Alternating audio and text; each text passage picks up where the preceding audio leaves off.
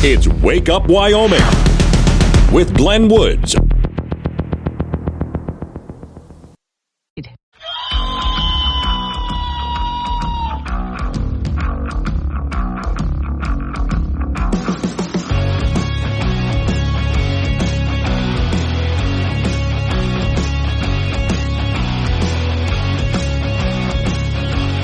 .06 the time. It's Wake Up Wyoming. My name's Glenn Woods. It's a Monday, so rinse and repeat.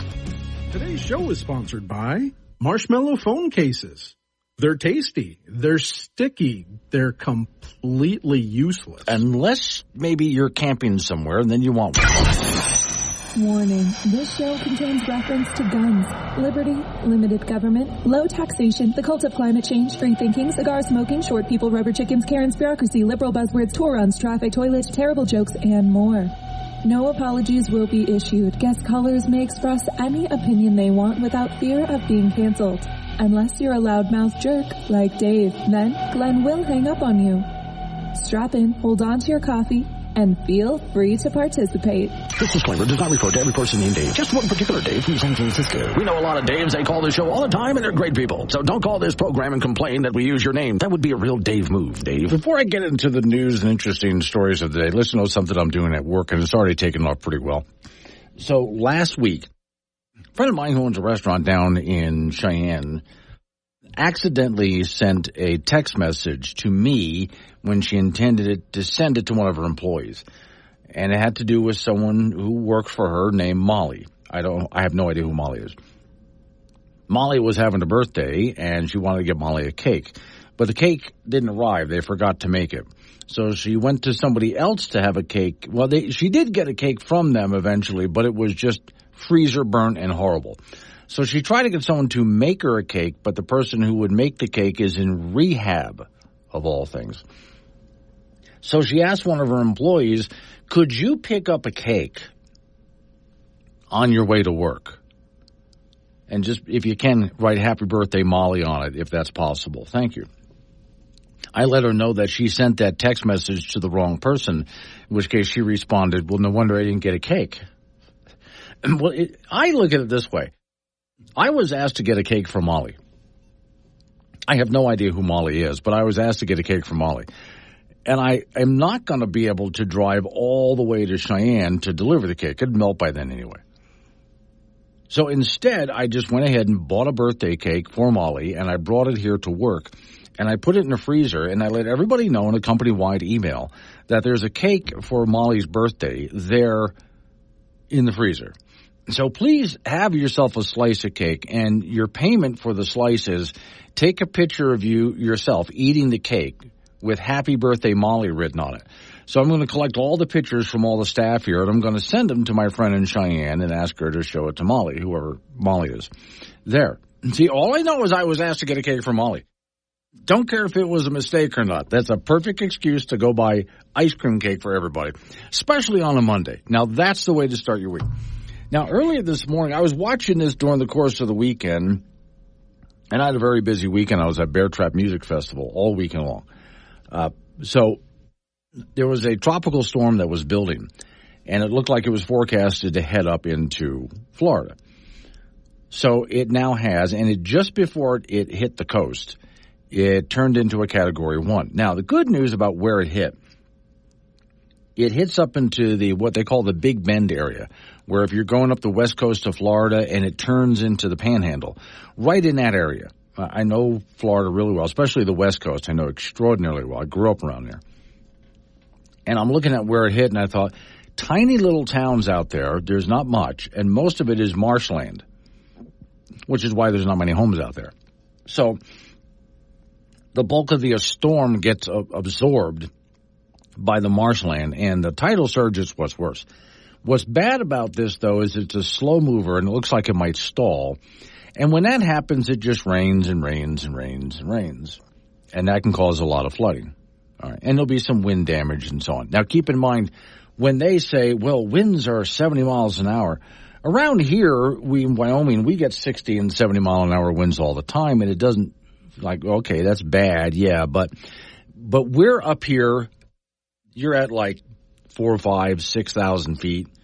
around that, depending on where you are in Wyoming and surrounding areas. So 60 and 70 mile an hour winds here don't feel as bad because the air is thinner. Down at sea level, the air is a lot heavier, a lot thicker, more pressure. So it does a lot more damage. All right, but this is a Category 1, and it will cause some damage, but Florida knows to be ready for this, and we'll move on from it. I'm waiting, though.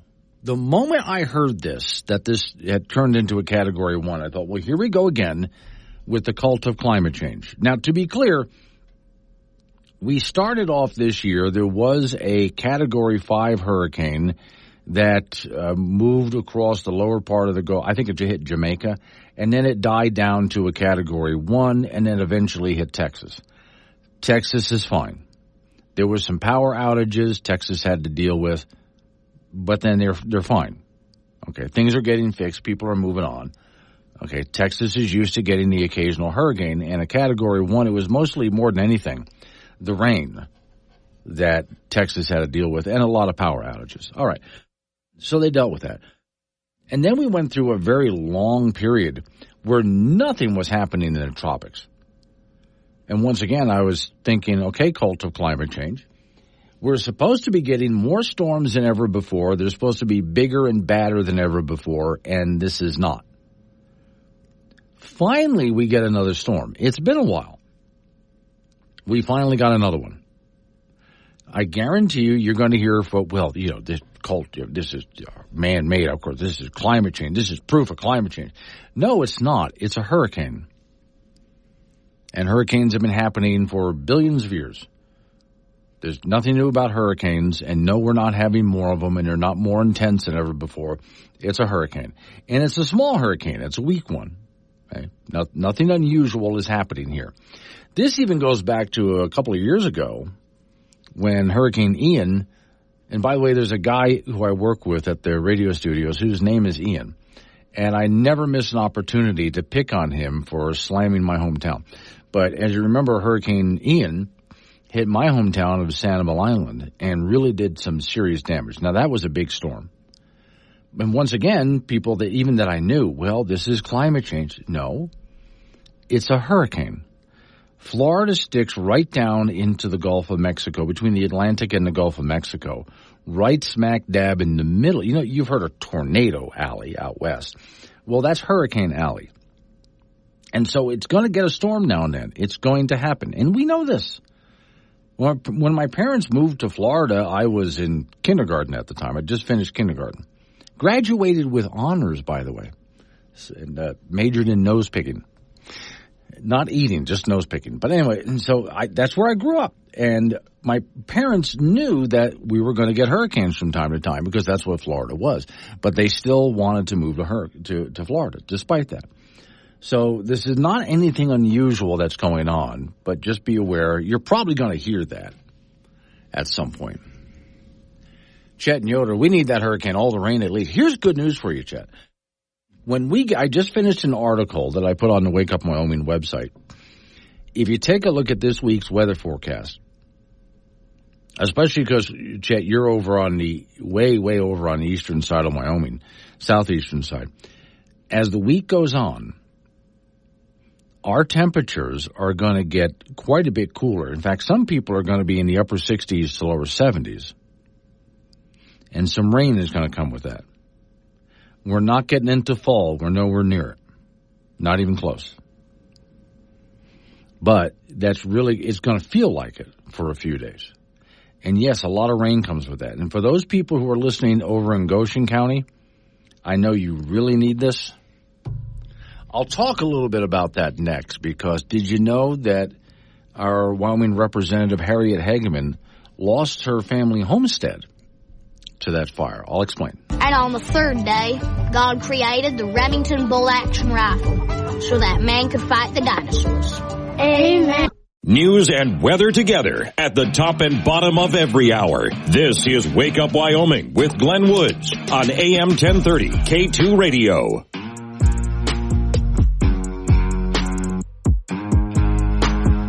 Say 6:22 is the time. It's Wake Up Wyoming. All right, so wildfires, of course, have been some parts of Wyoming. Our wildfire season has not been that bad at all. Actually, almost nothing for most of the state. Until you get to Goshen County. And they had two different fires, one of them that had died out but then reignited. And those two fires joined together, making one bigger one, and that's been causing a lot of problems. In fact, Hartville was evacuated for a time. The town of Fort Laramie was standing by for evacuation, last I heard. And then even Fort Laramie itself, they were worried about it. And there were some homes that were lost out there. Then I heard, through a friend of mine, I had to go look this up, our Wyoming Congresswoman Harriet Hageman. Now, she lost a family homestead there. Now, a while ago, I was in Goshen County. I went to the town of Fort Laramie. And there's this really attractive-looking convenience store. There's a gas station convenience store, but you got to see it. The construction makes it just really stylish. And it looks like it would sell touristy things inside, which it does. And I went in and got some ice cream while I was there. And they have a very traditional-looking ice cream parlor in this convenience store. I mean, it's not your typical-looking convenience store. And while talking to the owner of the place, he mentioned that Harriet Hageman grew up in the area, was a friend of his when he was in school. So Harriet and the family, I think they had like 7 kids, and it was a 2-bedroom house that had been there for quite a while, ranch house. But it was a small thing. If you're thinking, oh, it must be a really big, nice place. No, really not. This was some older log home with some tin on it and so on. I mean, it really is not some stunningly beautiful house, but it was a homestead. It worked. And then later on, when she was about 7 years old, the family moved to Fort Laramie, where they had a better place. So now she's as a successful lawyer, and her siblings are successful too. They're doing a whole lot better. But you look at the place, it's very humble. That got lost to the fire. Even though it was a very humble place, they spent part of their childhood there. And so, of course, you can imagine the family's a little bothered by, wow, there's even some pictures, if you go to Cowboy State Daily, of the old homestead burning down. And it really was not, again, much of a place to look at, but it was part of her childhood home until she was about 7 years old. Now, the fire is still burning in the area, and I'm also taking a look at some pictures. I got to drive out there at some point when the danger is over and go take a look at the grasslands out there in the Fort Laramie area. Quite a bit has been burned. Now, there's more control over the fire now than there was last week. Last week, they had zero control over it. And what they do typically, if an area is burning, it's gone. They'll go ahead and try to contain it within that area so it burns out whatever is currently burning. And then they can finish putting it out as it simmers down. For most of last week, they had zero control over this at all. It was just wind would kick up and just blow embers all over the place and keep it moving. Now, here's the good news for this week, as I mentioned to Chet and Yoder before I went into that last news and information break, is we have some weird weather. This is not fall that's coming, but it's almost like Canada is testing its fall machine to see if it's working. Because as we get into, for those folks who are listening to the show on the eastern side of Wyoming, so the eastern side of the Bighorns and Casper area on over eastern side of Laramie Range and so on, you're going to get a bit of a cool front come in. And temperatures later this week, Monday, Tuesday, will feel like summertime. Then we get into Wednesday, temperatures drop into the 80s, and we get a better chance of rain. And that's really going to help those firefighters. We get into Thursday, Friday, there's a much better chance of rain, and temperatures may be in the upper 60s to lower 70s in some areas. Especially for those people who are in Goshen County and still dealing with all the smoke and fire right about now. This is going to be a huge help for you guys as these temperatures drop down and the rain comes in. So, 6:45, Don Day has his extended forecast where he'll explain that. At 7:45, Don comes on the air with me, as he does every morning, and we'll talk a little bit about this and what kind of relief this is going to offer to the area. Now, more east of Wyoming, in some places, temperatures can get even cooler than that. Don't get used to it. It's not going to stick with us. But we have a little while here anyway where all the temperatures come down, and here comes some of that rain. Now, when I was writing up the story on this morning, I remembered we've actually had it really mild, despite what the cult of climate change has been trying to tell you. It's been a very mild summer. If you think about it, we, especially here in Wyoming and western and midwestern states, we stayed in unseasonably cool temperatures for a very long time, right up through spring and into the beginning of summer. Finally, summer temperatures hit us. And we've had a few peak days here and there, like even this past Saturday was one of those peak days. But other than that, it's been really cool and calm out there, and even a little bit on the wetter, not wet side, but wetter side for quite a while. So we finally got into some hot, dry temperatures for a few days, but it hasn't lasted long. And then we're going to be coming out of it real soon. There's some other fires out there. The Leeds Creek fire is burning over 980 acres, and that's the Pinedale Range and Teton National Forest. That's still burning, too. There's a few others out there. We'll keep you posted on. Here comes some local news, update on your weather forecast. It's Wake Up Wyoming.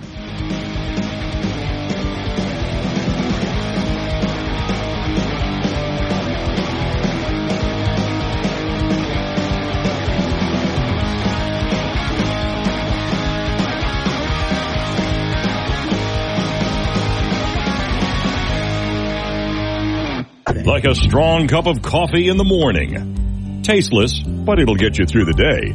Wake Up Wyoming with Glenn Woods. 6:36 the time. It's Wake Up Wyoming. My name is Glenn Woods. So, okay.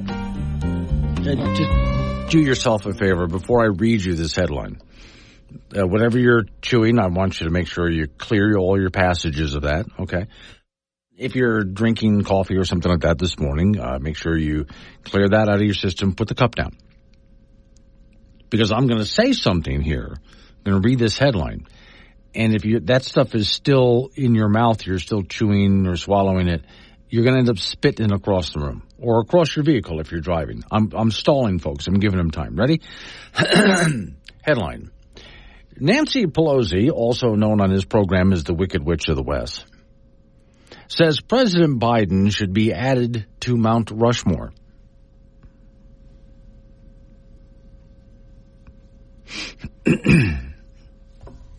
I'm giving it time, folks. The laughter's got to die down, the screaming.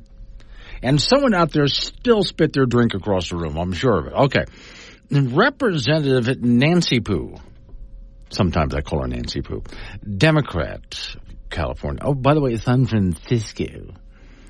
Said on this week's broadcast with CBS Sunday Morning that President Joe Biden should be added to Mount Rushmore. Host Leslie Stahl asked, please tell us what you told President Biden to persuade him to step aside. Nancy Poo said, or I could call her if I wanted Pelosi Poo. Well, I have never shared any conversation with a president of the United States publicly, so no. That's not true either. Of course, the woman lies like crazy, but all right. Stahl said, I understand that. No, see, it's not, I've never, let's go back to that lie. Hang on a second. Well, I never shared any conversation with the president of the United States publicly. No. She had to go behind closed doors and badger him to quit, threaten him, et cetera, et cetera. She's not going to talk about that conversation. She has met with presidents and talked about it before. That's just nonsense. All right.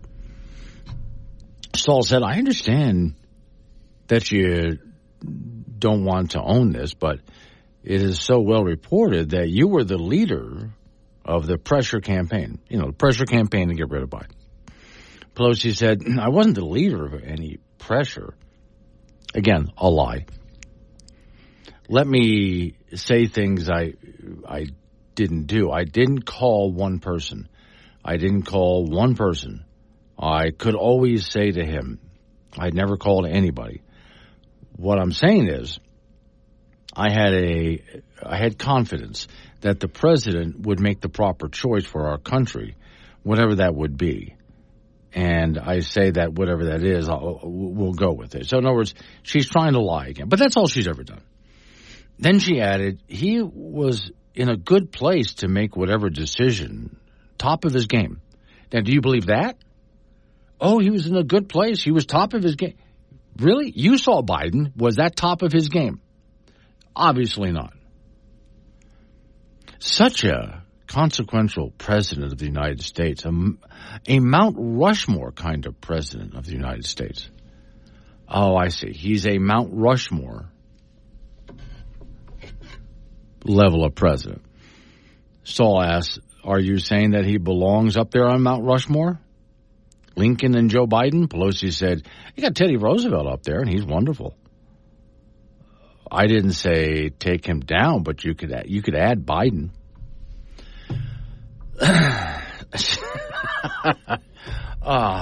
Joe Biden has been, from the beginning of his political career, which, by the way, was in the 70s when he started as a senator, has been an obnoxious, condescending liar, has been caught many times lying on many levels, has been corrupt, has been caught many times in massive corruption, should have been run out of office a long time ago.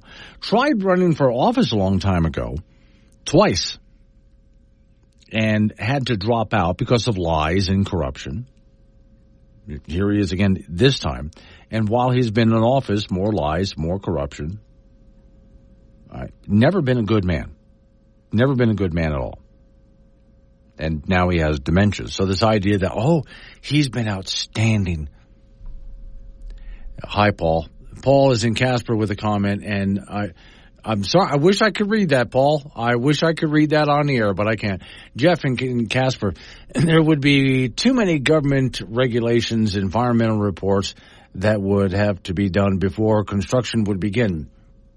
Biden being added to Mount Rushmore. That's true. That's true. And let's not forget all of the different activist groups from Indian tribes, for example, and others such, and even conservative groups that would step up and go, you got to be kidding me. Wow, transplant. Now, we know she's either drunk or delusional or both. I think it's both. I really do think that she's both a drunkard and delusional, but okay. Yet Nancy Pelosi, the Wicked Witch of the West, much like Biden, has always been corrupt, has never told the truth. And, boy, talk about gaslighting. Every time they open up their mouths, they're trying to gaslight us. Solid, respectable Republican. That's what makes America, Harley. My folks were Democrats, John. Yeah, and look where it got you. A lifetime on the range and sweating in the summer and freezing in the winter and sleeping on the ground and fighting the wolves and the rattlesnakes. No, Harley. There can't be a finer calling in the whole world than being a Republican businessman.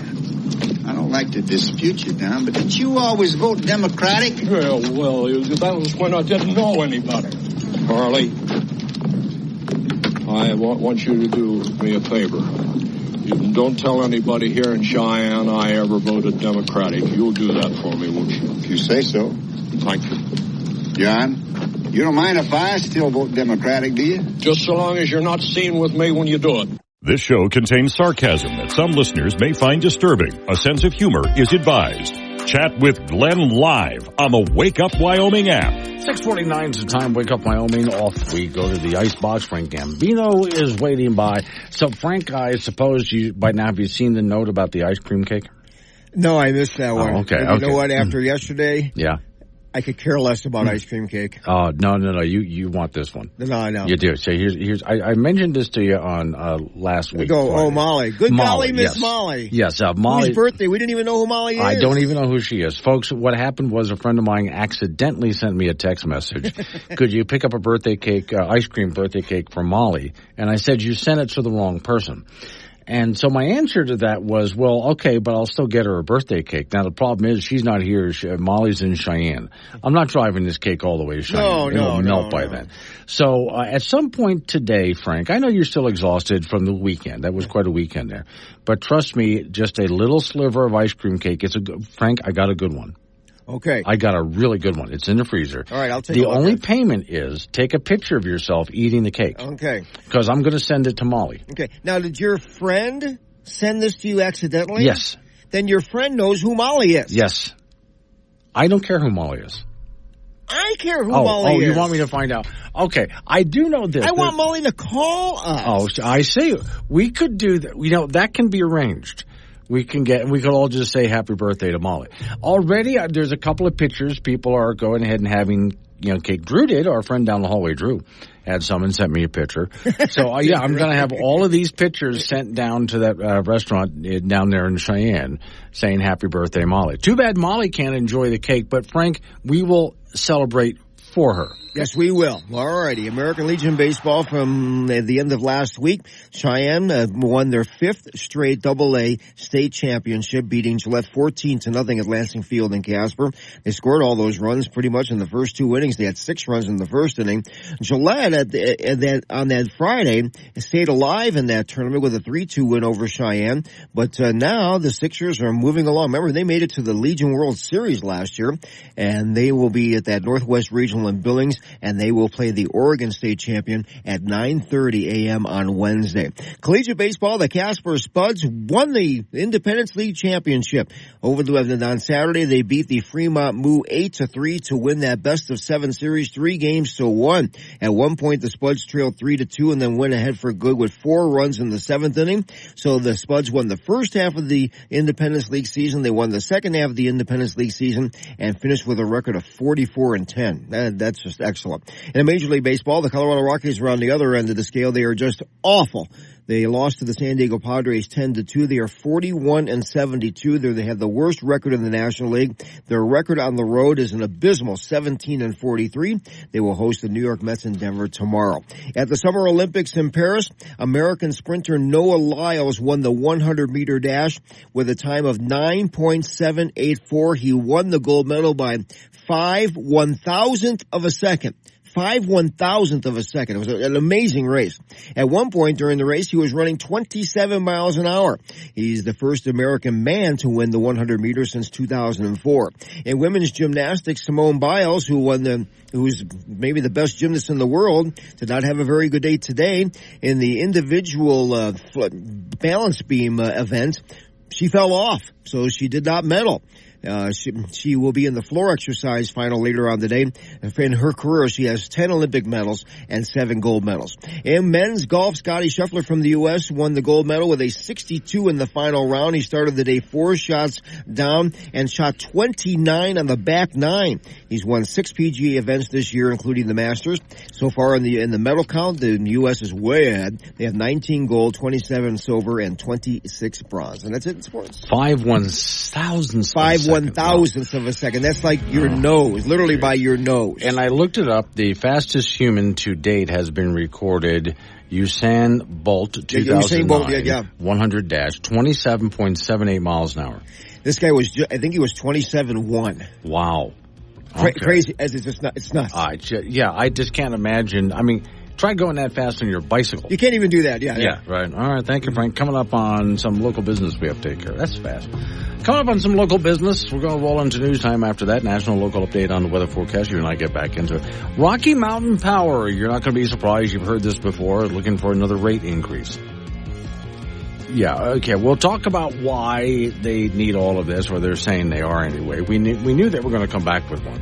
It's Wake Up Wyoming.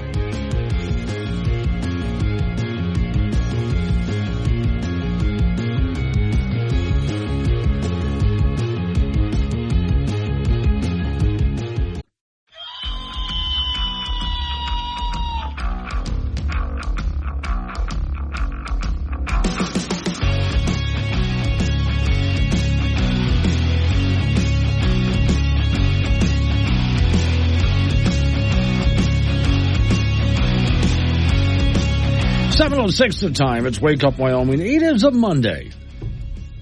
Rinse as repeat, as I like to say. Today's show is sponsored by Marshmallow phone cases.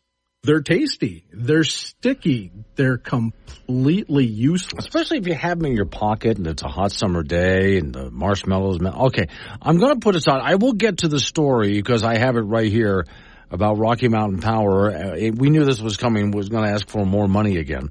But hang on. Because I had heard something and I just got some more information. You got to hear this. Remember Robert F. Kennedy is running for president on the independent ticket, right? Okay. This is just bizarre. This has to do with an accident that happened some time ago involving a bear and a prank that he pulled. All right, here's what happened. Independent presidential candidate Robert F. Kennedy appeared to fess up about being one of the culprits who bumped a dead bear cub. He dumped it in Central Park in New York about a decade ago. What had happened was, and this is in a forthcoming story, New Yorker magazine, Kennedy, now 70, bizarrely recounted a video posted on social media of how some of his buddies were drinking, and he had hit a bear earlier, this cub, and killed it. And he was thinking about skinning the thing and keeping the meat. But instead, after some drinks, they decided it would be a good idea to dump the dead bear off in Central Park and then put a bike on top to make it look like it got hit by a bike. These are the kind of decisions that you make when you've had a few, right? Kennedy insists he wasn't drinking when he opted to put the old bike in his car and the bear, but that's how the decision was made anyway. So let's review here. He had hit a bear cub while driving. He kept the bear cub and had debated skinning it for its meat. Had a few beers with his friends, and they decided instead, let's go ahead and put the bear in Central Park and put a bike on top and make people think the bear got hit by a bike. And so they did. And for the longest time, people have been wondering, how did this bear wind up in Central Park over there with a bike on top of him? What the hell? That was Kennedy. That's coming out in this New Yorker magazine. He thinks it might be really detrimental to his campaign. Yet maybe? Okay. This has been such a weird year, which I love it because that's good show prep for me. But okay. I can't wait to hear more about that story. I really want to hear more about this. All right, Rocky Mountain Power wants a 14.7% rate hike. Here we go again. And yes, they recently did just get a rate hike. Now, we were expecting they would ask for another one. They had talked about this. From Cowboy State Daily, Rocky Mountain Power is requesting 14.7% increase in power bills for its 144,500 customers, ratepayers. The request, if approved by the Wyoming Public Service Commission, would raise about $123.5 million to help Rocky Mountain Power pay for capital investments in new high-voltage transmission lines, a new Laramie area wind farm getting energized in 2025, and some power plant work. For typical residents, customers using 700 kilowatt hours of electricity per month, they say, well, your rate increase is going to be $17.17 per month, typically. And then, of course, we also just recently got another rate increase, but I'll get to that. Pacific Corp spokesman said that the requested increase will be reviewed by, we have a review board for that in the state of Wyoming, and other intervening parties over a period of 10 months with rates to become, if they do this, will become effective June 1st, 2025. Quote, we recognize the impacts that rising costs of providing electric service has on customers, says Rocky Mountain Power president. The dynamic economic conditions we face are similar to those challenges and all other electric providers around the nation. So, he said that the utility has been working to actually reduce costs. He said, we've been working hard to control costs with our own controls, and the company has taken prudent action historically, demonstrating demonstrated by the fact that we have been consistently among the lowest cost of electric utilities in the United States. We believe we can maintain this position because there are cost pressures that are affecting the entire utility industry. The latest request for a hike, if you remember, follows one that went into effect just a few weeks ago. July 1st is when that went into effect. In that matter, bills rose by about 12.3%. The increase was due to a standard energy cost adjustment that customers began paying last month. Inflation is affecting everything, in other words. Increase was due to standard energy costs. On average, customers saw their monthly bills rise by about 9.3%, which is about $12 per month. So they want another $17 on top of that. So Rocky Mountain Power, which is owned by Berkshire Hathaway and Pacific Corp based in Portland, they calculate the standard energy cost adjustment as part of the utility's annual true-up of fuels costs. And this has a lot to do with what they say the cost of natural gas could be. Because that's been fluctuating quite a bit. This is where I go back to quit using wind and solar for a number of reasons. Not clean, not green, not sustainable, not reliable, certainly not affordable. So quit using that, because everybody who tries to go all wind and solar, their electricity rates skyrocket. Okay, it's not lower cost utility. They keep telling you, your utility rates are going to go down, it's lower cost, and they keep going up. So obviously that's not the case. And as I said last week at about this time, isn't it interesting that we have right beneath our feet a source of material which is natural to the planet and very good if we use it, because it pumps CO2 into the air, which is a good thing, which would be coal, which is extraordinarily efficient and extraordinarily inexpensive. And there it is, one of the most reliable and most affordable forms of energy right there. And yet we keep using less and less of it. So we certainly could fix this problem. So there goes Rocky Mountain Power with their rate increase request again. We'll see what happens. Usually when they have a rate increase, like we had this conversation last time they did this, they will ask for far more than they really need, knowing they're going to be told no, but they'll be given something, which will be quite a bit less. It's like when you go and want to buy a car and you end up haggling down the price. They want so much for it, and you end up talking them down a bit. Buying a house is the same way. Same way when negotiating, we would like to raise everybody's utility costs. By how much? They have to go through a board for approval. Always ask for far more than you think it's going to cost.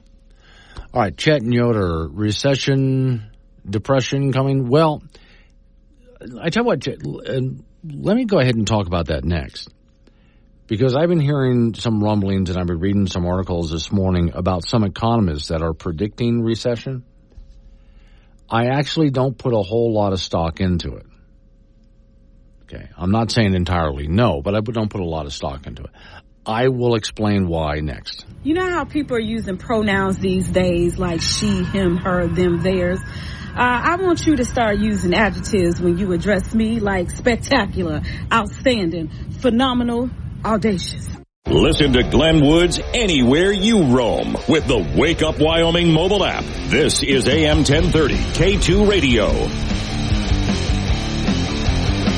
7:20 is the time. It's Wake Up Wyoming. All right, so let's go through real quick. Chet and Yoder asked a question, and I want to answer it with a little skepticism in this. Because remember what I've told you about news media. I've been saying this since I was on my high school newspaper.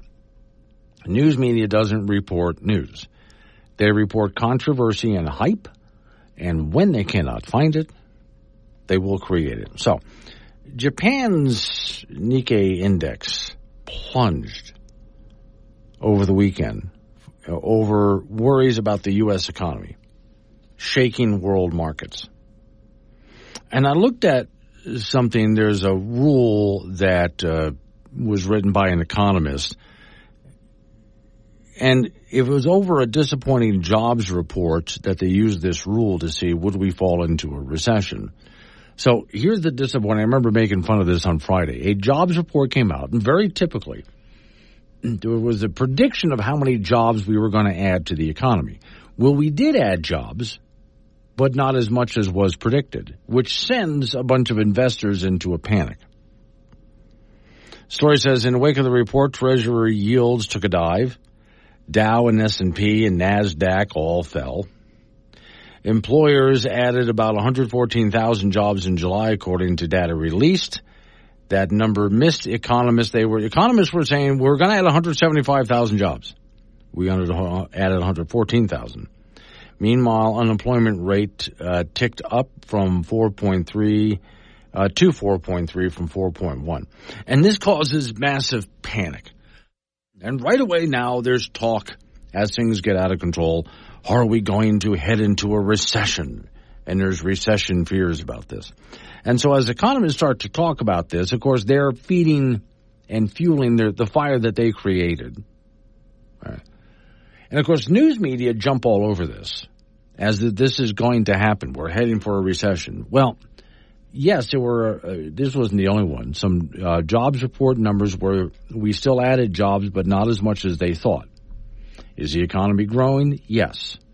Inflation is still a problem. So do we have some issues? Absolutely, we have some issues that we have to work out. And some of those issues have to do with our energy sector as well. Okay. So we definitely do have some problems that need to be fixed.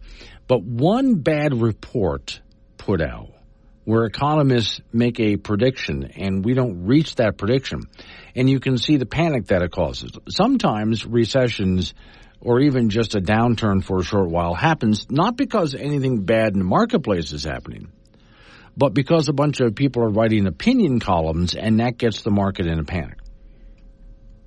That's why we saw on Wall Street there was such a big dip as we went into the weekend, and why over in Japan they had such a big dip. Only because some people had written some opinions, and that sends everybody into a tizzy. And once, of course, you see that, then all of your news outlets seize on the story as something to panic about and write panicky articles. So is that actually the case or not? That's where I say I kind of doubt it. I'm also going to add in I don't know, but I doubt it at this point. We'll just have to wait and see. But let me tell you a story that illustrates this a little bit better, which I haven't told in a while, but I think it's a real good story on this one. It's fictional. But here is a farmer who every single day goes out and takes care of his crops. He has his animals, his cows and chickens and so on. He takes care of them. And every single day, from before sunup to after sunset, this guy just works and works. But as farmers go, he's doing pretty good. One day, he sits down while having his dinner, and he's watching the evening news. And there was a panic on Wall Street. Some economist wrote an opinion piece that made it into the Wall Street Journal. Or New York Times, pick your newspaper. And that article caused panic. And stocks plummeted, and life savings were wiped out. And people committed suicide over it. And this farmer's sitting there eating his meal thinking, wow, that sounds horrible. So why isn't he panicking?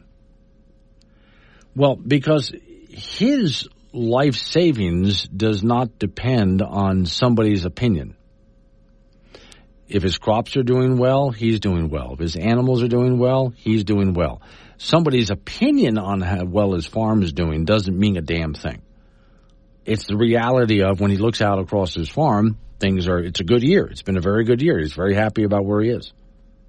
And it's oftentimes what happens when we take a look at the marketplace, all of the talk about possible recession. How many times do the economists actually get it right? And the answer is not all that often. And even when they do get it right, they're still a little bit wrong. But also your news media outlets. I was thinking about this. I was watching on a different story over the weekend. I was watching something. And this is the kind of geeky way my brain works. But imagine, let's say we're going to predict something. A bunch of scientists are trying to predict something. And as they run their models to make their predictions, you notice every single line they draw on their graph tends to go along the same route, right? As in, okay, here's what we think is going to happen. One scientist, however, makes a prediction that sends the line on the graph way up, and it looks bad, whatever it is we're studying. It looks really bad. All the other lines show, no, we don't really have a problem, but that one line on the graph goes way up into Panicsville. Which do you think the news media is going to grab and report? Yeah, obviously, the one line, which is the outlier, which is not going to end up being true, is the line that's going to get reported by the press. What are your politicians going to seize on? Same exact thing. That one outlier prediction, that's probably not going to be true because it's such a weird outlier. That's what everybody's going to seize on. And I think that's what's happening in the marketplace right now is Panicsville over, well, that jobs report is not what we expected. Again, not what you expected, but what you expected wasn't reality anyway. How many times have you heard me come on the radio here and make fun of the experts in their predictions and how often the experts are wrong?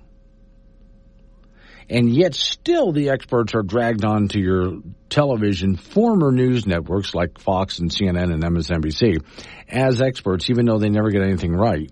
They're constantly being dragged on as experts about something. I wonder why. I really do. Now, do we need to fix things economically? Oh, yeah, especially when it comes to the energy sector. But yeah, well, fixing the energy sector and getting affordable energy for everybody would definitely help prices come down. When it comes to inflation, that would definitely help inflation. Oh, and by the way, let's see if I can, did I find this somewhere? I did have Kamala Harris. She was talking about inflation. Somebody asked her a question about inflation, and it was another nonsensical word salad as she tried to explain what inflation was and why we should be concerned about it. I'll see if I can, I had set this aside somewhere. I'll see if I can find this. Oh, here it is.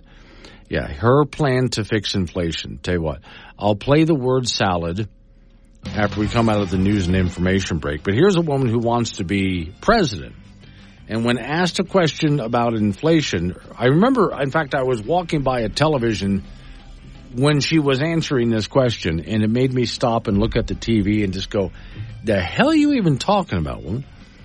All right, we'll get into that next news and information break. Here it comes. We got local news coming away after a local news update on your weather forecast. Then you and I get back into it again with that little word salad soundbite. And who doesn't want a salad for breakfast, right? Certainly not me. It's Wake Up Wyoming.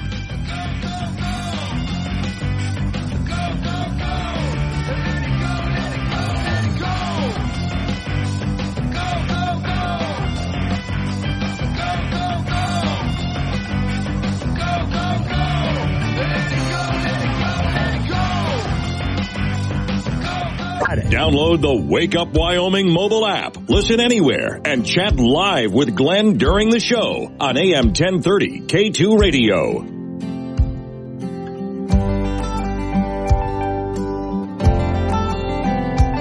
7:36 the time. It's Wake Up Wyoming. Okay, so Vice President Harris, while running for president, was asked what she would do about inflation. Which, by the way, let's not forget, inflation is transitory, yet here it still is. It has simmered down, but it's still inflating. We're just not inflating as fast, but we're still inflating.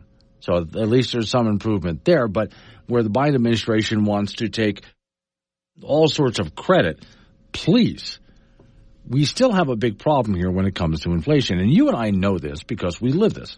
And that's one of those things where I don't care when economists say, oh, things are not that bad. Go out there and shop. You go to the grocery store, you know. But okay, here is Harris. She's being asked the question, what should she do to solve inflation? Well, let's start with this. Prices have gone up. And families and individuals are dealing with the realities of that bread costs more, that gas costs more. And we have to understand what that means. That's about the cost of living going up. That's about having to stress and stretch limited resources. That's about a source of stress for families that is not only economic, but is on a daily level, something that is a heavy weight to carry. So it is something that we take very seriously, very seriously. And we know from the history of this issue in the United States that when you see these prices go up, it has a direct impact on the quality of life for all people in our country. So it's a big issue, and we take it seriously. Okay, so fine. She explained it to us. Thanks.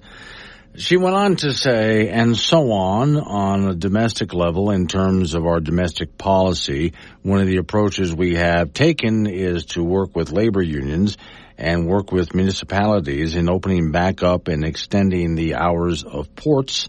There are actually 3 in mind: Los Angeles, Long Beach, and Savannah.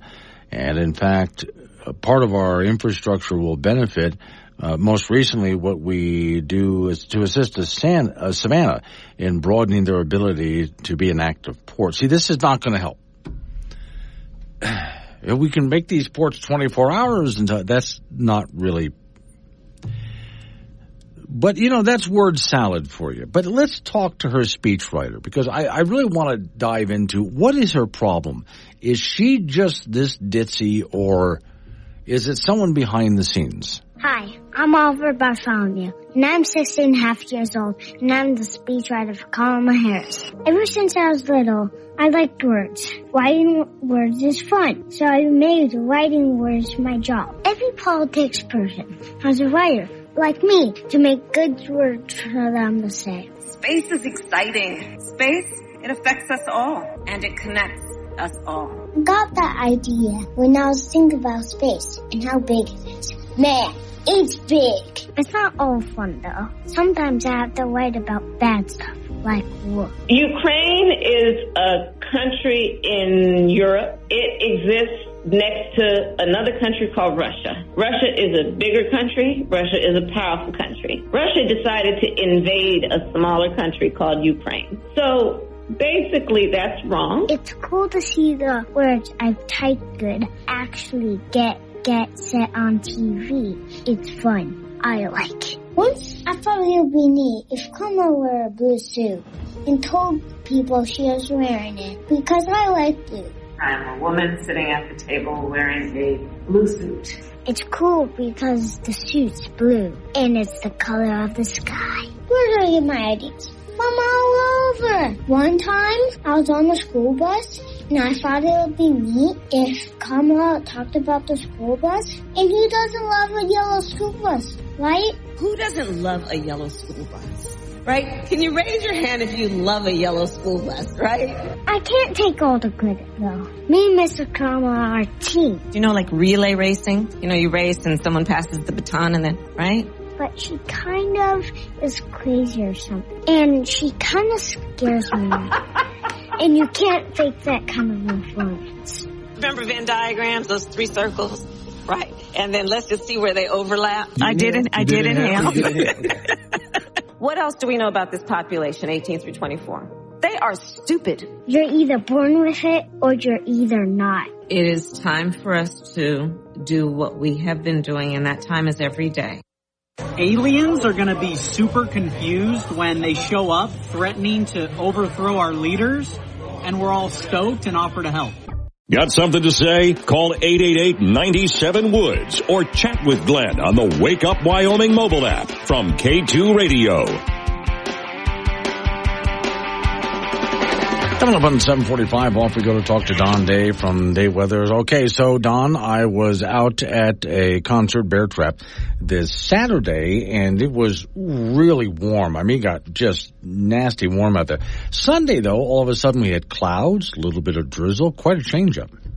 Yeah, and that's start of the weather pattern change that at first will evolve slowly, then we'll gain momentum here by the second half of the week. Okay. Now, with that, I noticed that, the next couple of days are going to be like a very typical summer. Then all of a sudden, it's like we took just a dive off a cliff into some cold water. Yeah, we're going to see a cold front come out of south central Canada into Montana. This is going to be happening Tuesday into Wednesday, then overnight Wednesday into Thursday and Friday. Basically, it's cool Canadian air.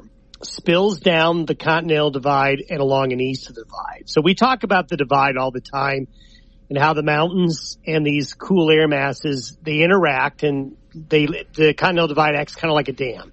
So what'll happen is the cool air comes out of Canada, hits the Continental Divide. So everybody that's along and east of the divide is going to really cool off. Thursday and Friday, there'll be parts of northern and eastern Wyoming only in the 60s and 70s for high temperatures. So a far cry from where we were over the weekend. Now, we are going to start the week off pretty warm. Another factor coming into play is a big surge of subtropical moisture coming up from the southwest. So this is certainly going to give us a whole different weather pattern across the state, especially starting in the north Wednesday, then statewide Thursday and Friday. Well, first off, that means we get to pick on people west of the divide for not having that nice weather. Well, yeah, they're still going to stay hot, but they're going to get some of that subtropical moisture, so they'll see their thunderstorm activity start to pick up. So they'll get some weather too, but by far the most impactful weather is going to be in the north and the east. Okay, now the big news then for those people, especially around the Guernsey area in that whole county, they're going to get not just a lot of cool, but they've been needing this wet really bad, so they'll finally get maybe some fire cool down. Yeah, I think there's a really good chance that part of the state is going to be in a good position to be cooler with much higher humidity and some off and on rain chances, and just not for a day or two. Right. But from really Wednesday all the way through Sunday, there's going to be opportunities. Does it mean it's going to rain every one of those days? No, but one of those days, the opportunity for a widespread rain looks good. Knock on wood, we'll keep our fingers crossed. Okay, so last thing here, with the temperatures dropping that low, maybe some rain. Is there any possibility of snow way up on the peaks? No, not with this front. Not with this one. Okay.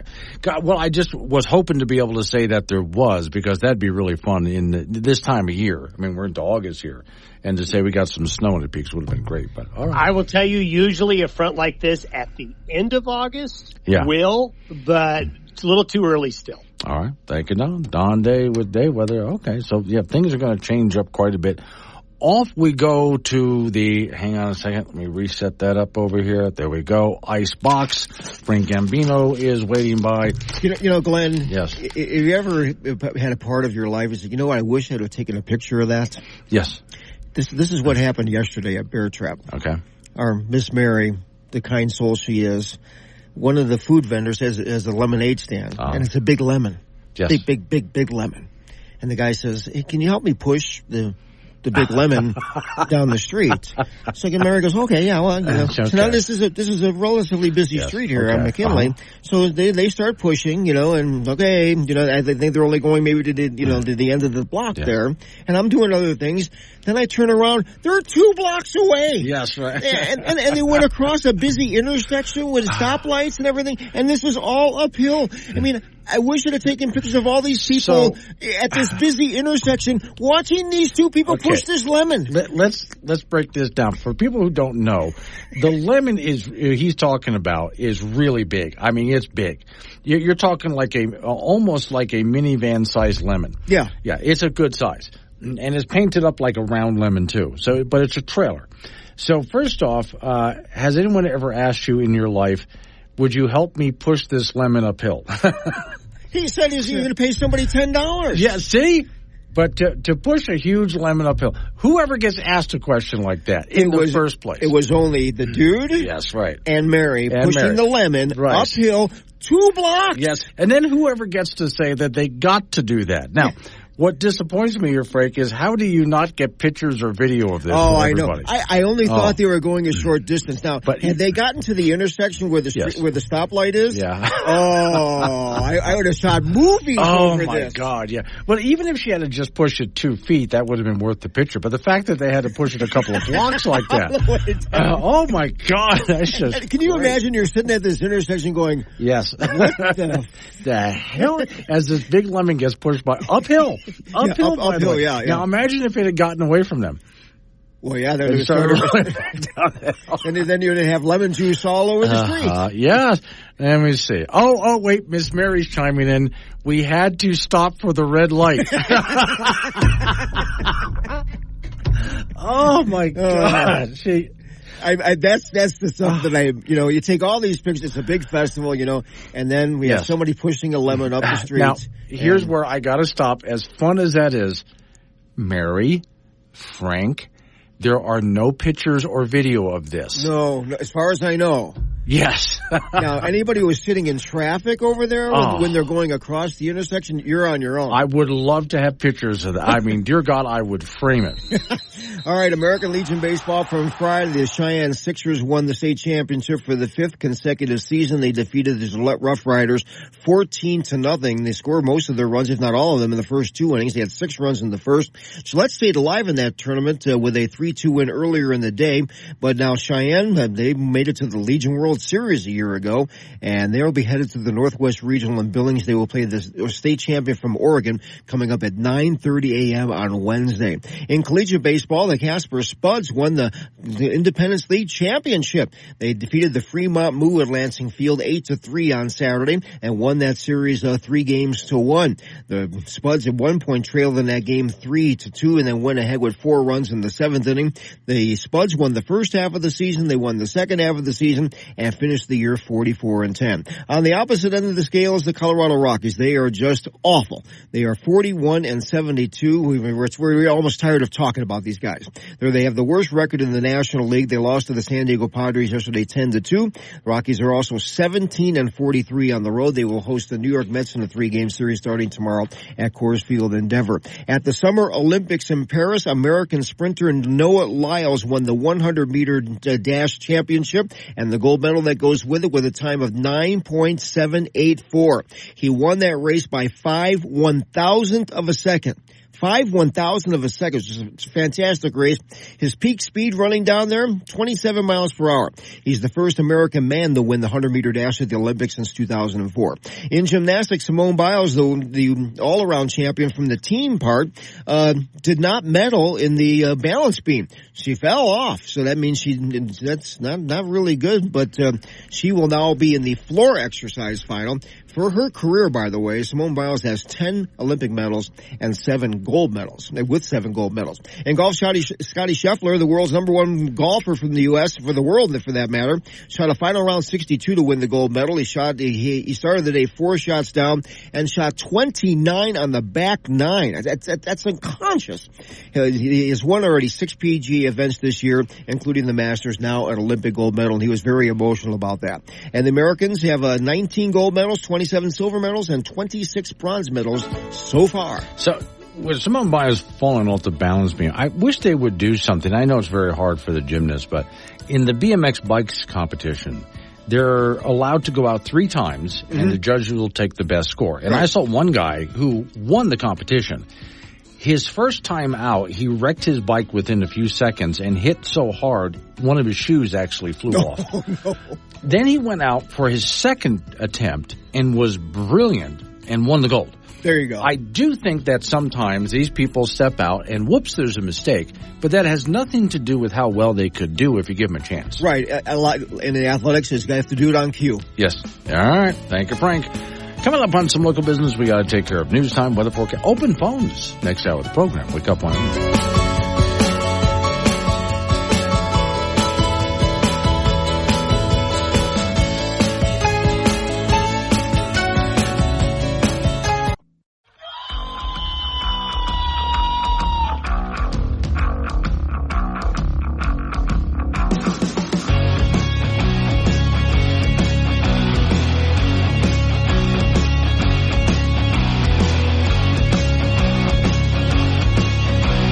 8:06 at the time. It's Wake Up Wyoming. It is a Monday, so rinse and repeat we go. Today's show is sponsored by Marshmallow Phone Cases. They're tasty. They're sticky. They're completely useless. Especially when it gets hot out and you have the phone in your pocket and your pocket gets all sticky, marshmallowy. Warning. Wake Up Wyoming is about to enter daily open phones. This means that anyone will be allowed to call in and talk about anything. I mean, imagine if we actually allowed you on air to say anything you wanted. Scary, right? Well, we're just that brand of crazy. If you are offended by what other people think, then maybe you want to tune out right about now. Just saying. If you should choose to call, just remember, the more funny and interesting you are, the longer Glenn will keep you on the line. Obnoxious jerks will be hung up on. Dave, all right, strap in, and let's do this thing. 888-97 Woods, the phone number. That's 888-97-WOODS. You can talk about what I'm talking about, change the subject, fine by me. Several stories that just came up, and this is just going to make this is going to be a really weird week. So earlier this morning was talking about recession fears. And while there are problems with the economy, obviously, this is one of those cases, though, where economists are saying panicky things despite what the economy is doing. And the news media seizes on that and hypes it up. And it's an election year, so Trump's going to seize on recession fears, plus other people running for Senate and so on. So this is going to get way out of control, which will lead to more recession fears. I say that because, as we went into the weekend, the stock market was having a problem because unemployment numbers came in, and we did add to some employment to the economy, but nowhere near as much as had been predicted. And so that caused a sell-off on Wall Street, which when the NASDAQ over the weekend in Japan had a bigger, not the NASDAQ, the Japan market had a bigger sell-off for the same fears. They just went into total panic mode as economists, again, were making all sorts of wild predictions. Sometimes we go into a crisis because of predictions that are made, not because of reality. Now, what the reality is, I think, again, we have problems, but not like is being predicted. Then this. Stocks tumble. This just breaking news here. Stocks tumble as recession fears spark turmoil throughout global markets. So you see, it's feeding itself. Now, besides the news media, also adding fuel to the fire on this, it's going to get worse. Because, again, here come the politicians. So are we really heading into a recession or not? Again, things are not great right now, but it doesn't look to me like there's anything like that happening, not from where I sit anyway. But I do see a lot of hype going on, and I'm so used to media hype, hyping things to be far worse than they really are, because remember what I've been saying since I was on my high school newspaper. News media does not report news. They report controversy and hype, and when they cannot find it, they will create it. And this is one of those things where, hey, we got to go ahead and hype these fears of recession until they realize in the news media, they'll realize this at some point. In hyping recession fears, they hurt Kamala Harris and her chances of winning. Because she's been touting Bidenomics. So that will hurt her chances of winning, which means immediately the media is going to have to backtrack on this. That's just my prediction now. Watch for this. They're going to hype the fears at first until they realize what they're doing. Then they're going to start backtracking. Let's see, what is it right now? The time is 8:10. The date is 8/5/2024. I'm making this prediction. And I'm just making the prediction based on what I've seen in the past and who I know them to be. They'll backtrack on this at some point. We'll wait and see what actually happens. All right, next weird story. CNN is attacking a man for saving a woman. Apparently he broke Sharia law. Yeah, okay. Newsbusters recently reported on a Florida District Court of Appeals affirming that a plaintiff could seek punitive damage in addition to economic and social and emotional damages from the cable news network CNN in a civil trial after they allegedly defamed him regarding his work in getting people out of Afghanistan. The total cost would be about $1 billion, maybe exceeding that in his lawsuit. For that outcome to be remotely in the cards, he needed to prove malice according to the rule. He's done exactly that. Young sufficiently preferred evidence of actual malice, expressed malice, and so on in this case. The court felt that there was really high bars for this because of an internal CNN message that what they thought was extremely vicious toward the young man. The correspondent, a primary reporter, expressed in the message to colleagues that he wanted to nail this young blankety-blank to the wall. and he thought that the story would be Young's funeral. Well, instead, CNN is being sued over this. I doubt he's going to get a high amount like $1 billion if he wins anything. But anyway, it all has to do with this guy bringing people out of Afghanistan and saving lives. But in doing so and helping people escape is breaking Sharia law. Now let's see if I can go ahead and play just a little bit of what in our Worldly today, the U.S. government, the Biden administration, says that as of last week, it had assisted in the departure of at least 377 U.S. citizens and 279 lawful permanent residents of the U.S. from Afghanistan since August 31st. Still, many Afghans who desperately want to flee Taliban rule and Afghans who say their lives are at stake, they remain behind. As CNN's Alex Marquardt has discovered, Afghans trying to get out of the country face a black market full of promises, demands of exorbitant fees, and no guarantee of safety or success. Desperate Afghans are now being exploited, like that young man, told that they can get them or their families out if they pay exorbitant, often impossible amounts. Found a man named Zachary Young, who is one of many advertising evacuations from Afghanistan, posting just this week, "We can deliver." One LinkedIn user posted messages with Young where Young said it would be $75,000 for a car to Pakistan. He told another it would be $14,500 per person to get to the United Arab Emirates or Albania for another $4,000. Prices well beyond the reach of most Afghans. We got Young's number and called, but he didn't pick up. In a text message, he told CNN that Afghans trying to leave are expected to have sponsors pay for them. If someone reaches out, we need to understand if they have a sponsor behind them to be able to pay evacuation costs, which Young says are highly volatile and based on environmental realities. So the guy that they're going after here, Young, is saying that what CNN is saying is untrue, and so they're going after CNN for this. He wants about $1 billion from CNN. I doubt he'll see that. But we'll see if he gets any kind of defamation out of that. That's going to be really interesting. Let's see. One more. No, I'll save this one for after the news and information break, because this one is really weird. You've heard about people delivering a cake to someone in prison, and there's a file hidden in the cake so the person can saw out the bars and get out. I mean, that's an old tale, right? Sometimes there can be other things hidden in cakes. Let your imagination go wild. I'll tell you what it is. Coming up next. Woke Radio, WOK, broadcasting from Mom's basement until climate change floods it, which according to Greta Thunberg could be any day now, at which point we'll move up to the attic right between the TV antenna and that smelly steamer trunk. You asked for an expert. We didn't have the budget for that. Wake Up Wyoming with Glenn Woods, weekdays 6 to 10 a.m. and 24/7 on the Wake Up Wyoming app. Are you experiencing a speech, language, or swallowing disorder? An ASHA-certified speech-language pathologist can help. Visit us at asha.org/public.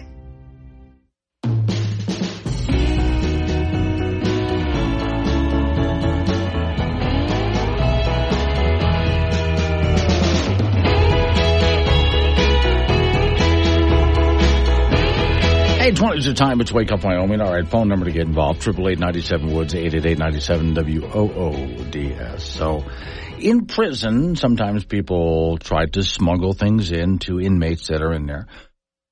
I mean, let's get someone a file so they can go ahead and saw through the bars, whatever. That's an old thing. Put a file in the cake. But if you try to deliver a gift to prisoners, it's always inspected because you never know. Indiana State Prison, the nurse that is there, her name is Regina Davis, set off some culinary alarms when she brought her special lasagna to work. As the layers of cheese and noodles wobbled through the X-ray machine, one officer noticed she had added some extra ingredients to the dish, like electrical tape. The food, it says, was frozen, but after digging into it, black electrical tape could be seen in the middle of the food. 3 packages, 2 taped together, were retrieved. And the items were processed and field tested positive for marijuana, cocaine, and a loose, small, black granules resembling crushed charcoal that did not field test positive for anything, but let your imagination run wild. Now, I'm not a culinary expert here. Pretty sure electrical tape, charcoal, marijuana, and cocaine don't really do much to improve the flavor of lasagna. Probably do a whole lot to improve the experience of the lasagna. Although I don't know if I would necessarily mix those things together. I mean, I don't know. Marijuana has one effect. Cocaine has a different effect. Do you mix them? I don't know. I never did drugs. You'll have to tell me. Though there was that lady in Florida who served marijuana-laced lasagna at her wedding.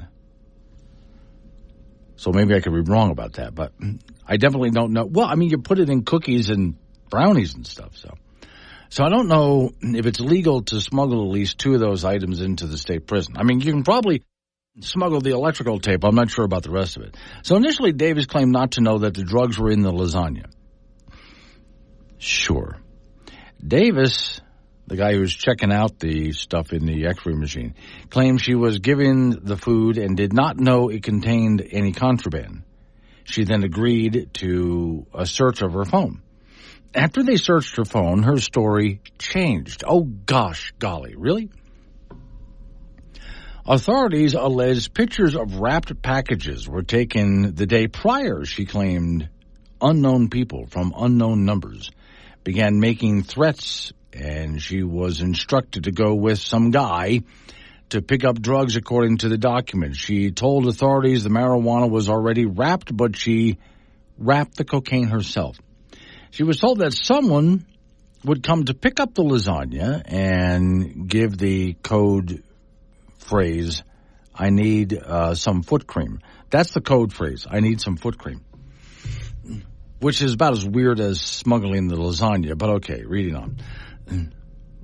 So, I don't know what deranged person came up with this plan. I have no idea what this plan. And is it just a coincidence that the Garfield creator is Jim Davis? This guy in the story, his name is Davis. Probably not. The nurse is being held on $1,500 bail and is going to trial for her lasagna smuggling antics. Okay. Now, RH is in Wiggins, Colorado. Now, he should know about this because he's from Colorado. Colorado people know about these things. He says, Glenn, baking things into cakes for prisoners is one of my favorite movies of all time, Moonrunners. I'll have to take a look at that. Mike is in Laramie. Hello, Mike. Good morning, Glenn. Yes, sir.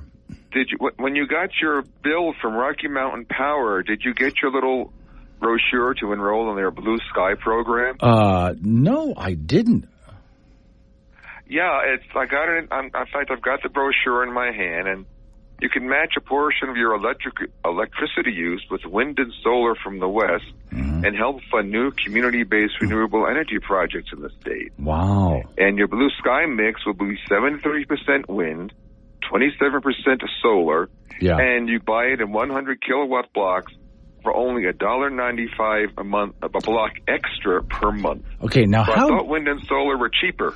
Yes. Why am I paying more if I sign up for this? That's okay. That's a really good question right there. Now, the next question I have is, how do I know that the electricity coming into my house is the proper percentage of each of these? You don't. Yeah.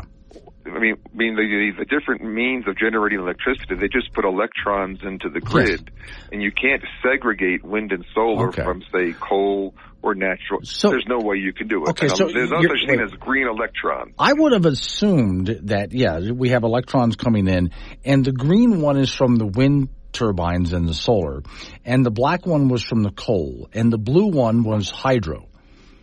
If I could just watch the color of the electricity coming into my house, I could add up to find out what percentage of what. Yeah.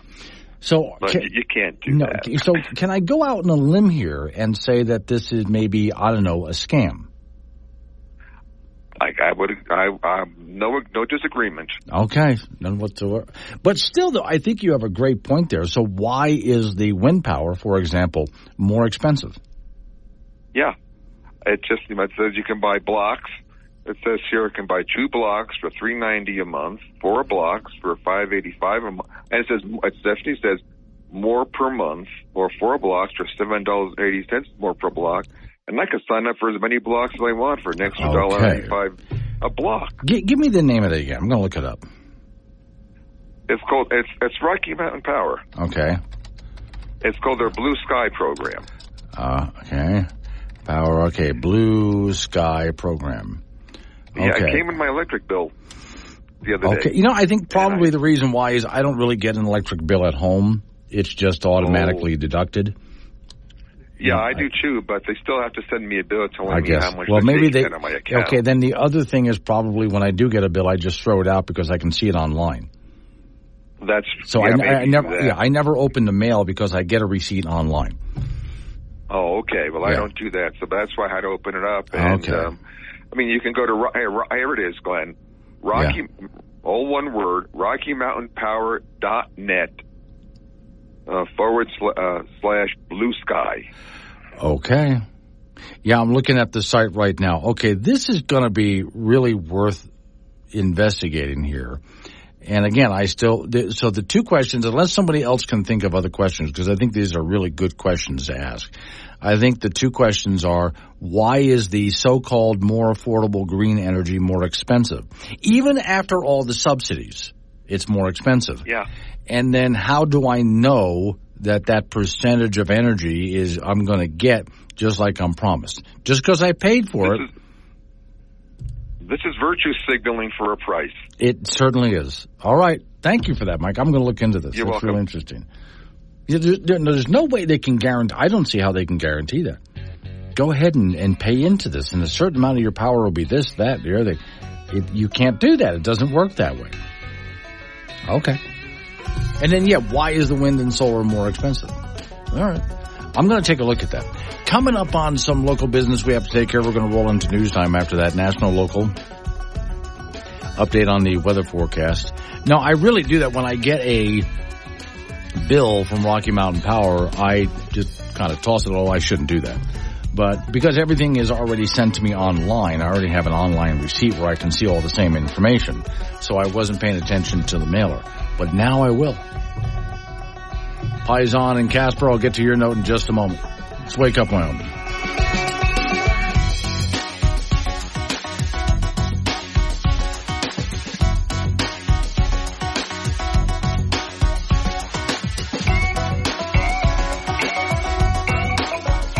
The best talk show host in the state, within his price range. Tune in to Wake Up Wyoming with Glenn Woods, weekdays at 6.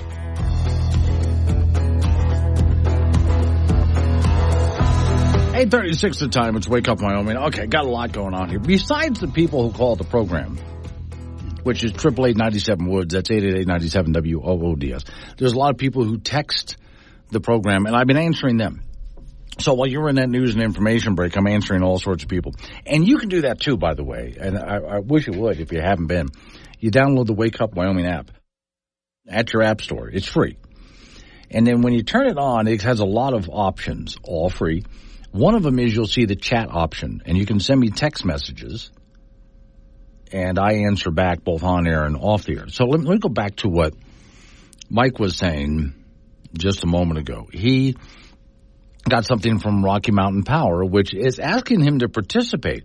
Hey, how would you like to have some money sent to green energy projects and other such projects along with this program? And there's absolutely no way that you can know or get a certain percentage of your energy from, well, you're going to get this percentage of wind, this percentage of solar, this percentage of coal, this percentage of natural gas, because it's all just electrons in the grid. How would you know that you got those percentages? I'll have to look into that. In the meantime, on that same topic. Okay, so it's 3708, paper or plastic? Plastic. That's the magic word. What? Green police. You picked the wrong day to mess with the ecosystem, plastic boy. Battery. Let's go. Take the house. Come on. Put the rind down. Sir, that's a compost infraction. Uh-oh. Did you install these bulbs? Yeah. Tragedy strikes tonight where a man has just been arrested for possession of an incandescent light bulb. What do you guys think about plastic bottles now? The water setting is at 105 now.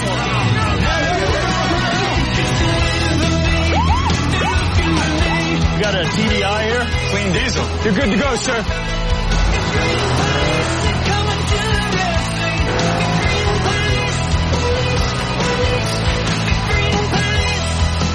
Good afternoon, officers. Are those foam cuffs you're drinking from? Yeah. Please step out of the car and put them on the hood. Okay, so first off, there's an EV rebate program, electric vehicle rebate program. And there's a senator, I believe, that said signing this was like signing the Declaration of Independence. Let me make sure I got through that. No, I'm sorry, he was a governor. Governor Jay Inslee this week announced the launch of its first in the country electric vehicle rebate program. So you get tax breaks from the federal government. You might get, depending on where you live, you might get some state tax breaks for this, for buying one of these. So there's tax incentives and rebates already. And now there's going to be in his state a state rebate, okay? I doubt for the entire vehicle, but okay, because electric vehicles are still out of price for most people, depending on what you're getting, but most of them are. So first in the country electric vehicle rebate funded through the State Department of Congress, which is intended to encourage more car owners to transition away from gasoline vehicles. Now here, once again, if these things were, there are some good things about electric vehicles. They're not 100% bad. But so much has been misrepresented. They were actually worth as much as these folks are saying. And you were told these electric vehicles were going to be much like wind and solar power, clean, green, affordable, reliable, sustainable. None of those things are true, especially the affordability. Okay, the $45 million rebate program is one of several public policies the state is pursuing as their part of the ultimate goal in converting public and private transportation into EVs. One of the ongoing challenges is the higher cost for EV compared to their gasoline counterparts. Speaking at an August 1st news conference, this is where it gets good. He said, while the cost of an EV has decreased, a little bit, not much. We don't want to wait. We want to get as many Washingtonians, state of Washington, as possible regarding the economic, regardless of the economic circumstances, to be able to experience the thrill of owning an EV, having a quiet and safe and comfortable ride, and have gas prices where they should be, which is zero because we don't have to pay any for gas. And then he compared it to signing the bill, like signing the Declaration of Independence. We have a Declaration of Independence from gasoline. It's freedom, he says. Under the program, state residents making 300% below the federal poverty level will be eligible for this. If you're middle class, about $90,000. And so the more money you make, the less you can get a rebate, in other words. Jim is from Casper. Hello, Jim. Yeah, last week you were talking about when Trump and Biden give speeches, they do stream of consciousness. Yeah. Well, that's not quite true. Biden doesn't have a stream of consciousness. No. He's got isolated puddles. Yeah, mostly in his depends. Yeah, mostly yes. Yes. That's what he's got. Okay. I figured I better set that straight. All right. Thank you, Jim. I appreciate it. See, you can do what Jim just did. He just interrupted me. That's okay. We're in open phones. 888-97-WOODS. That's 888-97-WOODS. Okay. Now, after the story I just read to you, get a load of this. Despite high costs and questionable benefits, proponents of EV mandates continue to defy the policy. Through the Biden administration, carbon emission standards, often referred to as the electric vehicle mandate, they don't kick into effect until 2032. The policy is already running into problems, the story says. Charging station availability, declining consumer interest, and automakers losing billions of dollars in EV sales. Despite these problems, proponents of the standards remain committed to their goal of getting you into an electric vehicle and out of your gas-powered vehicle. During a Senate budget hearing on the future of electric vehicles last Wednesday, An EV-friendly panel was questioned about the costs and on certain benefits. They remain steadfast in their policies. Everyone is enamored with EVs, said Michael Bushbatcher. He's a partner in the law firm it tells the name of the law firm is a bunch of lawyers' names, so forget it. That girl they want to take to the prom, well, if they want to do it these days to impress her, they do it in an electric vehicle. Garbage like this is what they're telling you. An exchange between Senator John Kennedy, Republican Louisiana, and the panel at the committee hearing seemed to illustrate if electric cars are so swell, how come we have to pay people to drive them? Yeah, so there's tax credits that are about $7,500. There's federal programs, there's state programs, and on it goes, which is a great question. How come, if these cars are so great, we have to pay people to drive them? If you take away the subsidies, the whole plan just dies. It does. The whole thing just falls apart and dies if you take away all of the subsidies that we're pouring into this. But here's what really gets me more than anything else, out of what I'm reading to you. It is none of government's business what you drive. None of their business. If you choose an electric car, and every so often, even here in Wyoming, I see the occasional electric car go by. If these folks want to drive an electric car, if it's a benefit to them, or a perceived one anyway, then let them go do it. It's their money. It's their freedom. Let them go buy it. If you choose the internal combustion engine, or diesel, whatever it might be, that is completely your choice. There should be no subsidies, no tax breaks for anybody. Okay? Let the market figure it out. And we shouldn't be holding congressional hearings on this. We shouldn't have any presidential candidate or president saying, we're going to get Americans into these electric cars. None of your business what we drive. None. Get out of it. Let the market figure this whole thing out. It's Wake Up Wyoming. Honestly, he's just happy to be here. Catch Glenn Woods on Wake Up Wyoming, weekdays at 6 on air, on Alexa, and on the Wake Up Wyoming app. 8:48 is the Times. Wake Up Wyoming, off to the icebox. We go. Frank Gambino's waiting by. So this is from Greg in Cheyenne. He says, I heard from a trusted source, so right away, Frank, I don't trust it. No, yeah. That a golfer was arrested at the Little America golf course. He apparently killed at least one of the geese after messing up a golf shot. Oh, they threw him in jail for that? Good. Yeah, I suspect alcohol was involved, he says. Wow. Okay.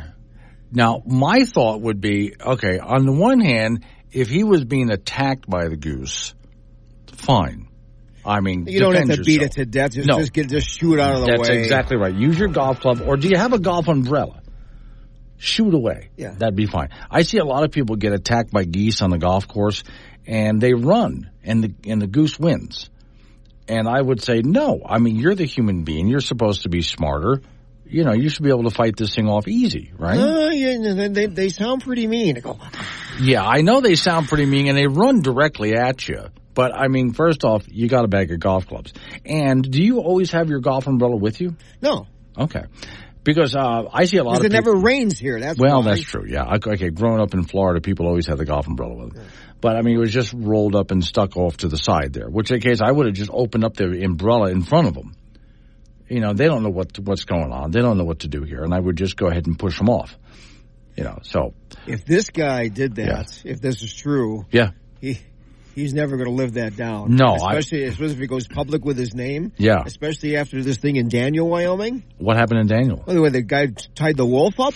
Oh, that's right, the Daniel thing. Oh, yeah, that's definitely not good. Not good. Yeah. So, okay. No, I would definitely say if you're attacked, now for that matter, we have the turkeys here, and I figured out. You better leave them alone. Yeah. No, I figured out something while driving because I figured this out where I grew up on that tropical island.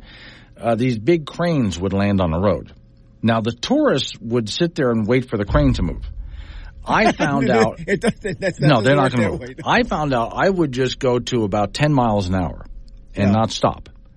The bird's getting out of the way. And with the turkeys that are in our neighborhoods around here, I do the same thing. I don't stop and wait for them. I go about 10 miles an hour, and they see the car coming, not stopping. They eventually scatter. I don't know about that one. Well, you give it a try, and if you run into a problem, I will personally pick the feathers out of your vehicle. Well, thank you so much for your patience. American Legion Baseball, Cheyenne Post 6, the state champions for the 5th straight year and 20 of the last 24 years. They defeated the Gillette Rough Riders 14-0 in the championship game in Casper back on Friday. They scored all the runs in the first 2 innings. Gillette has stayed alive in the tournament with a 3-2 win in the first game of the day, but Post 6 moves on. They went to the Legion World Series last year, and their next stop will be Billings, Montana for the Northwest Regional. They'll play Eugene, Oregon at 9:30 in the morning coming up on Wednesday. Collegiate Baseball, the Casper Spuds won the Independence League Championship. They beat the Fremont Moo on Saturday 8-3 to win that series 3-1. The Spuds trailed 3-2 early in the game and then put the game away with 4 runs in the 7th inning. They finished first in the Independence League in the first half of the season and first in the second half of the season and finished the year 44-10. Colorado Rockies are on the other end of the scale. They're just bad. They're 41-72 after a 10-2 loss to San Diego, and that's the worst record in the National League. Their road record is abysmal, 17-43. They will host the New York Mets in the series starting tomorrow, Coors Field in Denver.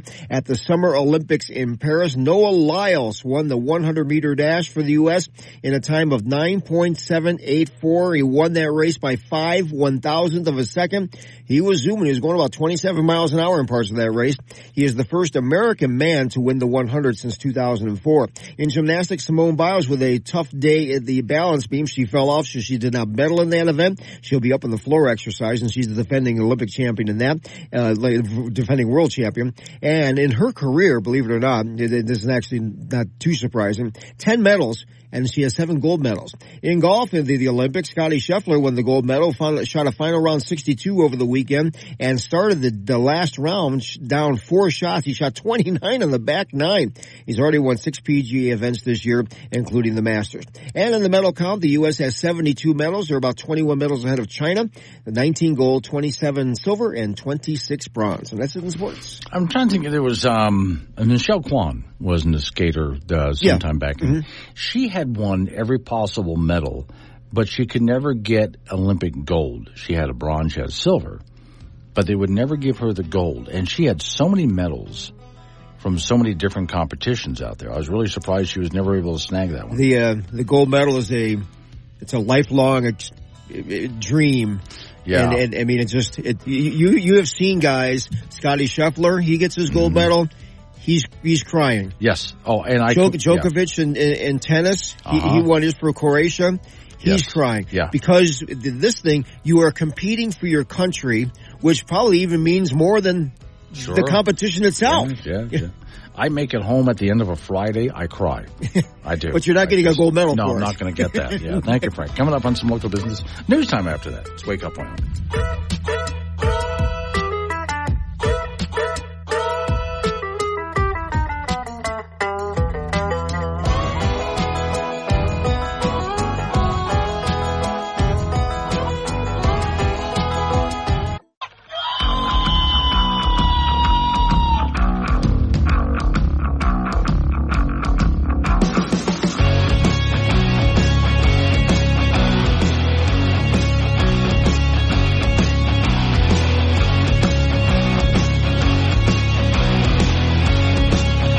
6 the time. Let's Wake Up Wyoming. It is a Monday. Monday means rinse and repeat. Today's show is sponsored by Marshmallow phone cases. They're tasty. They're sticky. They're completely useless. Do not leave them on a hot day in your pocket, in your backpack, or in your car. Warning, this show contains reference to guns, liberty, limited government, low taxation, the cult of climate change, free thinking, cigar smoking, short people, rubber chickens, Karen's bureaucracy, liberal buzzwords, tour runs, traffic, toilets, terrible jokes, and more. No apologies will be issued. Guest callers may express any opinion they want without fear of being canceled. Unless you're a loudmouth jerk like Dave, then Glenn will hang up on you.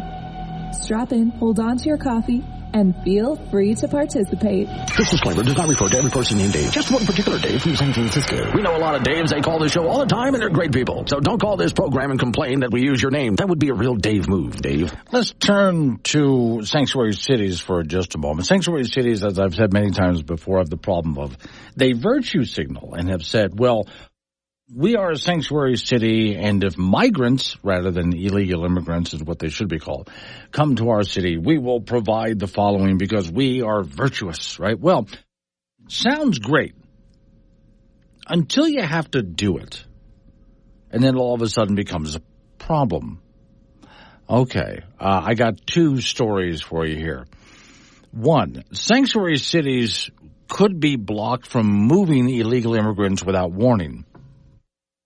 A Republican congressman wants to block federal funds from going to sanctuary cities if they send illegal immigrants to other cities without notification. Yeah, see, what happens is we are a sanctuary city, and then here come the illegal immigrants into their city. So they pack them up and they move them somewhere else. Get out of here. Well, is that what they said they were going to do? It's in numbers that they can't handle. That's not what they said they were going to do. They've even discussed things like putting up some kind of you wouldn't want a wall, but do something, a virtual wall, to prevent them from coming in the first place. Is that what they said they were? They said they were going to be a sanctuary city, but all right. So this legislation is proposed by Representative Burgess Owens, Republican, Utah, meant to prevent non-sanctuary cities from receiving immigrants as they aren't prepared to help these people and don't send them to other cities without warning. They're even less capable. Owens' district spans central Utah near Salt Lake City and Provo. He said self-declared sanctuary cities like Denver are abusing loopholes in the law and using federal taxpayer dollars to transport illegal immigrants to non-sanctuary cities like Salt Lake Cities. Owens said in a statement, right now, we have illegal immigrants showing up at our airports, bus station, and city halls with no support services, no support for, they're just dumped there. They have no way of taking care of themselves. Thank you, Denver. Sanctuary City Oversight and Responsibility and Enforcement Act is what it's called. Requires sanctuary cities to provide notice. You can't just do that. Requires documents to prove that newly arrived illegal immigrants continue receiving report at their destination through a family sponsor or some other organization. In other words, somebody, not the taxpayer, is going to take care of them. And make cities who send illegal immigrants without warning or proper documentation ineligible to receive FEMA shelter services. FEMA programs provide financial support to non-federal entities that offer humanitarian assistance to migrants who have been released from custody, providing about $640 million in funds to cities and other organizations. So no FEMA. Okay, there's that story. Now, on a similar story, headline, Court Stops New York City Mayor's Efforts to Block Illegal Immigrant Buses. This is what I mean by putting up sort of a virtual wall. Story says New York State Supreme Court has ruled against Mayor Eric Adams' attempt to block illegal immigrant buses from arriving in New York City. The mayor had requested preliminary injunctions barring Texas-based bus companies from transporting asylum seekers to his city. New York Civil Liberties Union argued the mayor's move was unconstitutional. The court agreed and rejected the mayor's request. Tuesday, the mayor's office said it respects the court's decision. Sure it does. The mayor's lawsuit targeted 17 bus companies. He demanded that they either stop dropping off illegal immigrants in the city or pay the city's staggering sum of $700 million to pay for shelters so far. And that number is growing, and the city doesn't have it. Without even driving into the underlying constitutional option, the rule that the mayor was attempting to impose simply sounds crazy from the very beginning. The bus companies work for the transportation sector, and they carry people from point A to point B. That's the entire reason that they exist. People are free to travel. Okay. Some people even paid for their own tickets. Others were paid for by Governor Abbott. But basically, what Governor Abbott was doing was, and this all started, I understand why it started. This whole thing started when illegal immigrants start pouring over the border, and Governor Abbott starts to complain. And he was called things like a racist by the then mayor of New York for not accepting these people. And he's trying to explain, you don't understand what we're dealing with down here. Well, we're a sanctuary city, says New York. We would do better. Okay, you say so? Fine. Here's some illegal immigrants. Bus them to New York City. Take them. Take them. And what does New York City do but right away complain when the first bus arrives? Now New York City is being overwhelmed. Well, you said you were a sanctuary city. People who don't want these people are obviously racist, says New York City. This is showing hypocrisy. You don't have to call them a hypocrite. You just let them be hypocrites, and everybody can see it.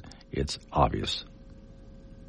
So, New York City now trying to stop those buses from ever coming into the city in the first place. What are they going to do? As buses arrive, I mean, there's many ways into New York City, not just one road. But the idea is as buses try to drive over into New York City, over the bridges in New York City, I guess somebody would stop them there at the border, right, and inspect the buses to see who's on there. Then what are you looking for? What exactly are you looking for? Proof of U.S. citizenship, perhaps? And what if they're not U.S. citizens? Well, if you're not going to let them into New York, what then do they do? Leave them in New Jersey? Now New Jersey has the problem. What exactly is supposed to happen? Pay the bus driver to turn around and drive back to Texas? What if everybody on the bus doesn't want to go all the way back to Texas? They just drove all the way. Riding a bus all the way up to New York is a long drive. What if they don't want to go back? You see all the problems that we have here. Here's an idea to solve it. I'm going to solve the problem. It's going to be radical, but you see if you're with me on this one. Imagine if, like all other countries, we actually protected our border. That's not to say people can't come here from other countries. Of course they can. We have a reasonable process, and right now our process is not reasonable, that will vet to make sure people can financially support themselves. They're not carrying some disease that we can't handle. And they're not criminals.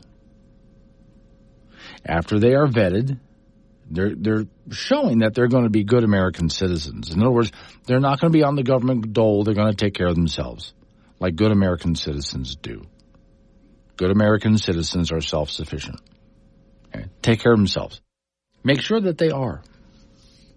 So then we protect the border against anyone who would want to come in, sneak in, and take advantage of our systems here in America.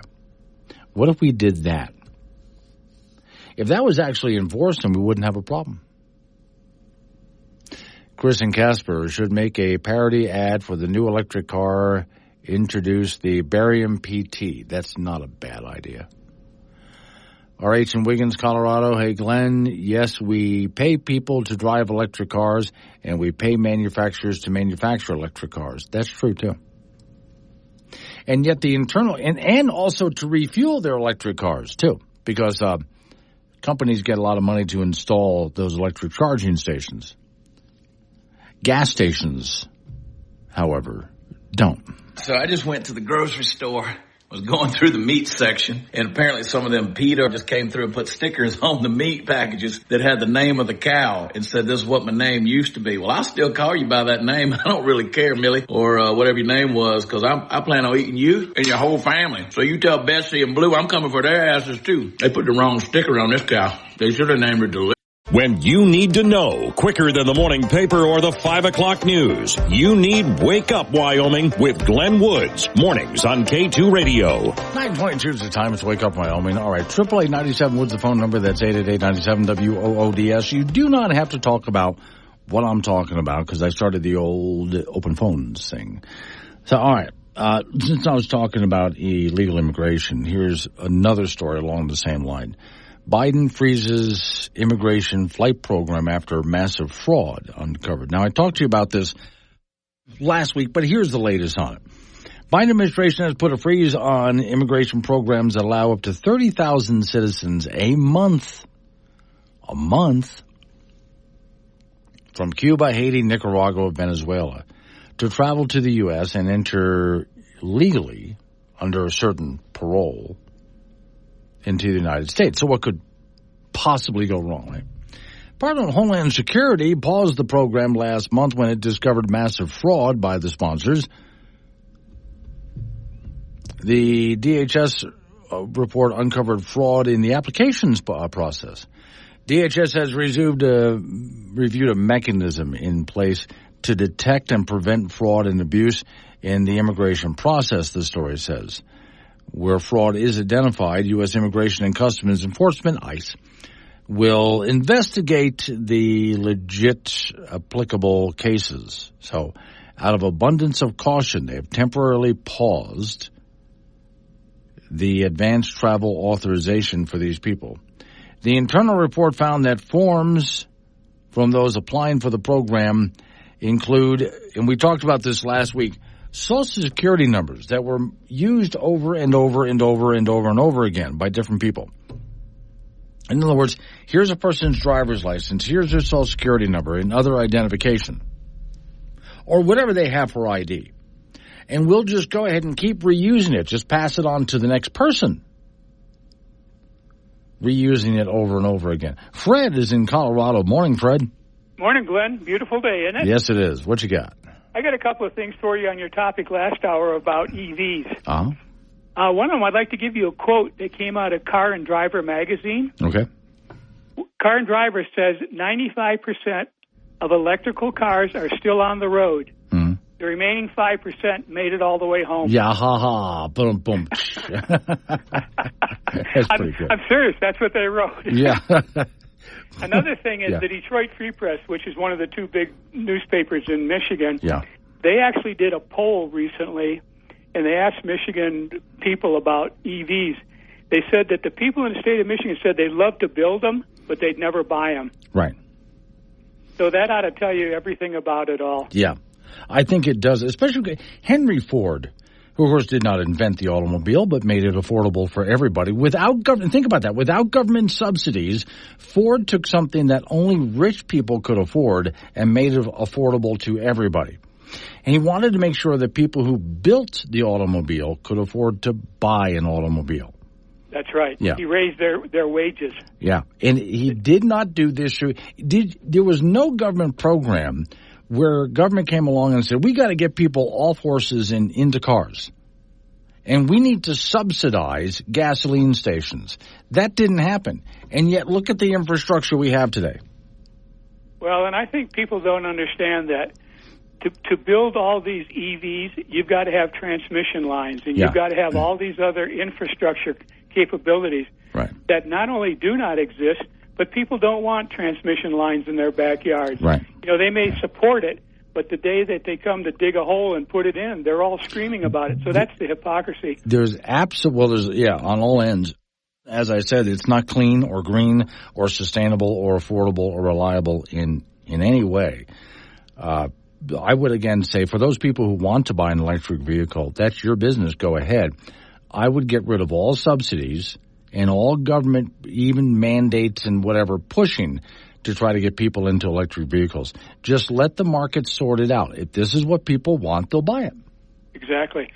And then you were talking about how Nancy Pelosi said that Biden was at the height of his powers. Yeah.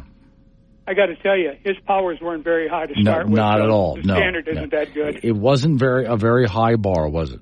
That's right. Have a great day, Glenn. Thank you, Fred. Fred calling from Colorado. And for that matter, Nancy Poo, the Wicked Witch of the West, Nancy Pelosi, said that Biden should be on Mount Rushmore.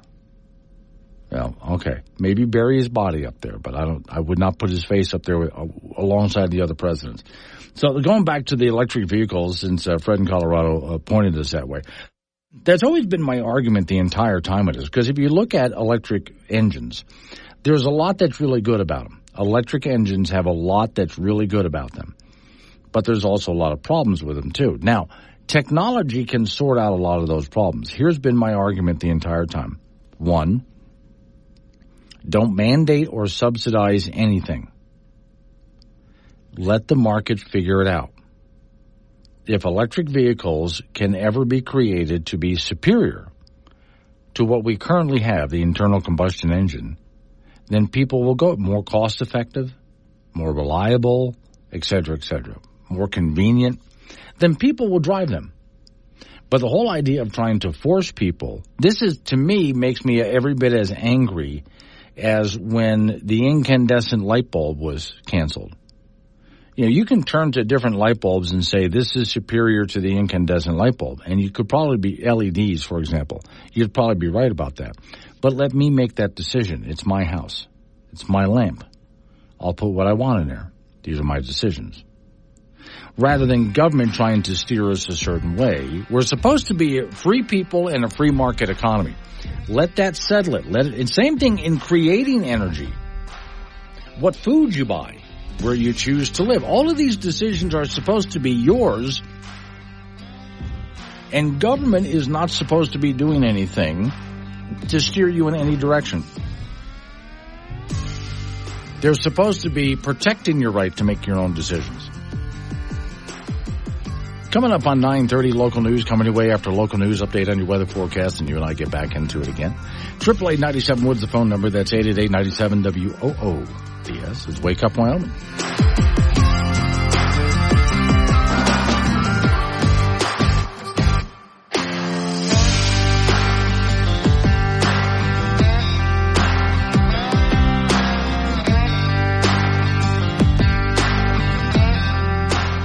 If it matters in Wyoming, it matters to Wake Up Wyoming with Glenn Woods. Call Glenn at 888-97-WOODS and make your voice heard. AM 1030, K2 Radio.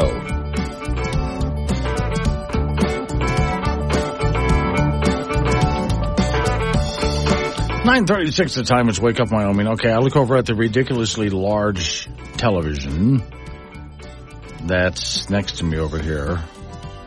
And there's a press conference happening right now. Okay, now some are gonna laugh, some are gonna scream when I say this. Some are gonna throw up. I'm just warning you, whichever you're prone to do, right? Vice President Harris campaign launches Republican for Harris in push to win over GOP voters, put off by Trump. Vice President Harris' campaign Sunday was launching. Well, these are the Never Trumpers. The program will be campaigning with campaigns. According to Harris, boy, that's word salad right there. Campaign within a campaign. According to Harris, the team using well-known Republicans to activate their networks with particular emphasis on primary voters and who backed, let's say, and it talks about different people they might have. Okay. When I take a look at the names that are involved here from the Republicans, these are some prominent Republican names, but they are all people like your Mitt Romney types. Okay. Rose is in Casper. Hello, Rose.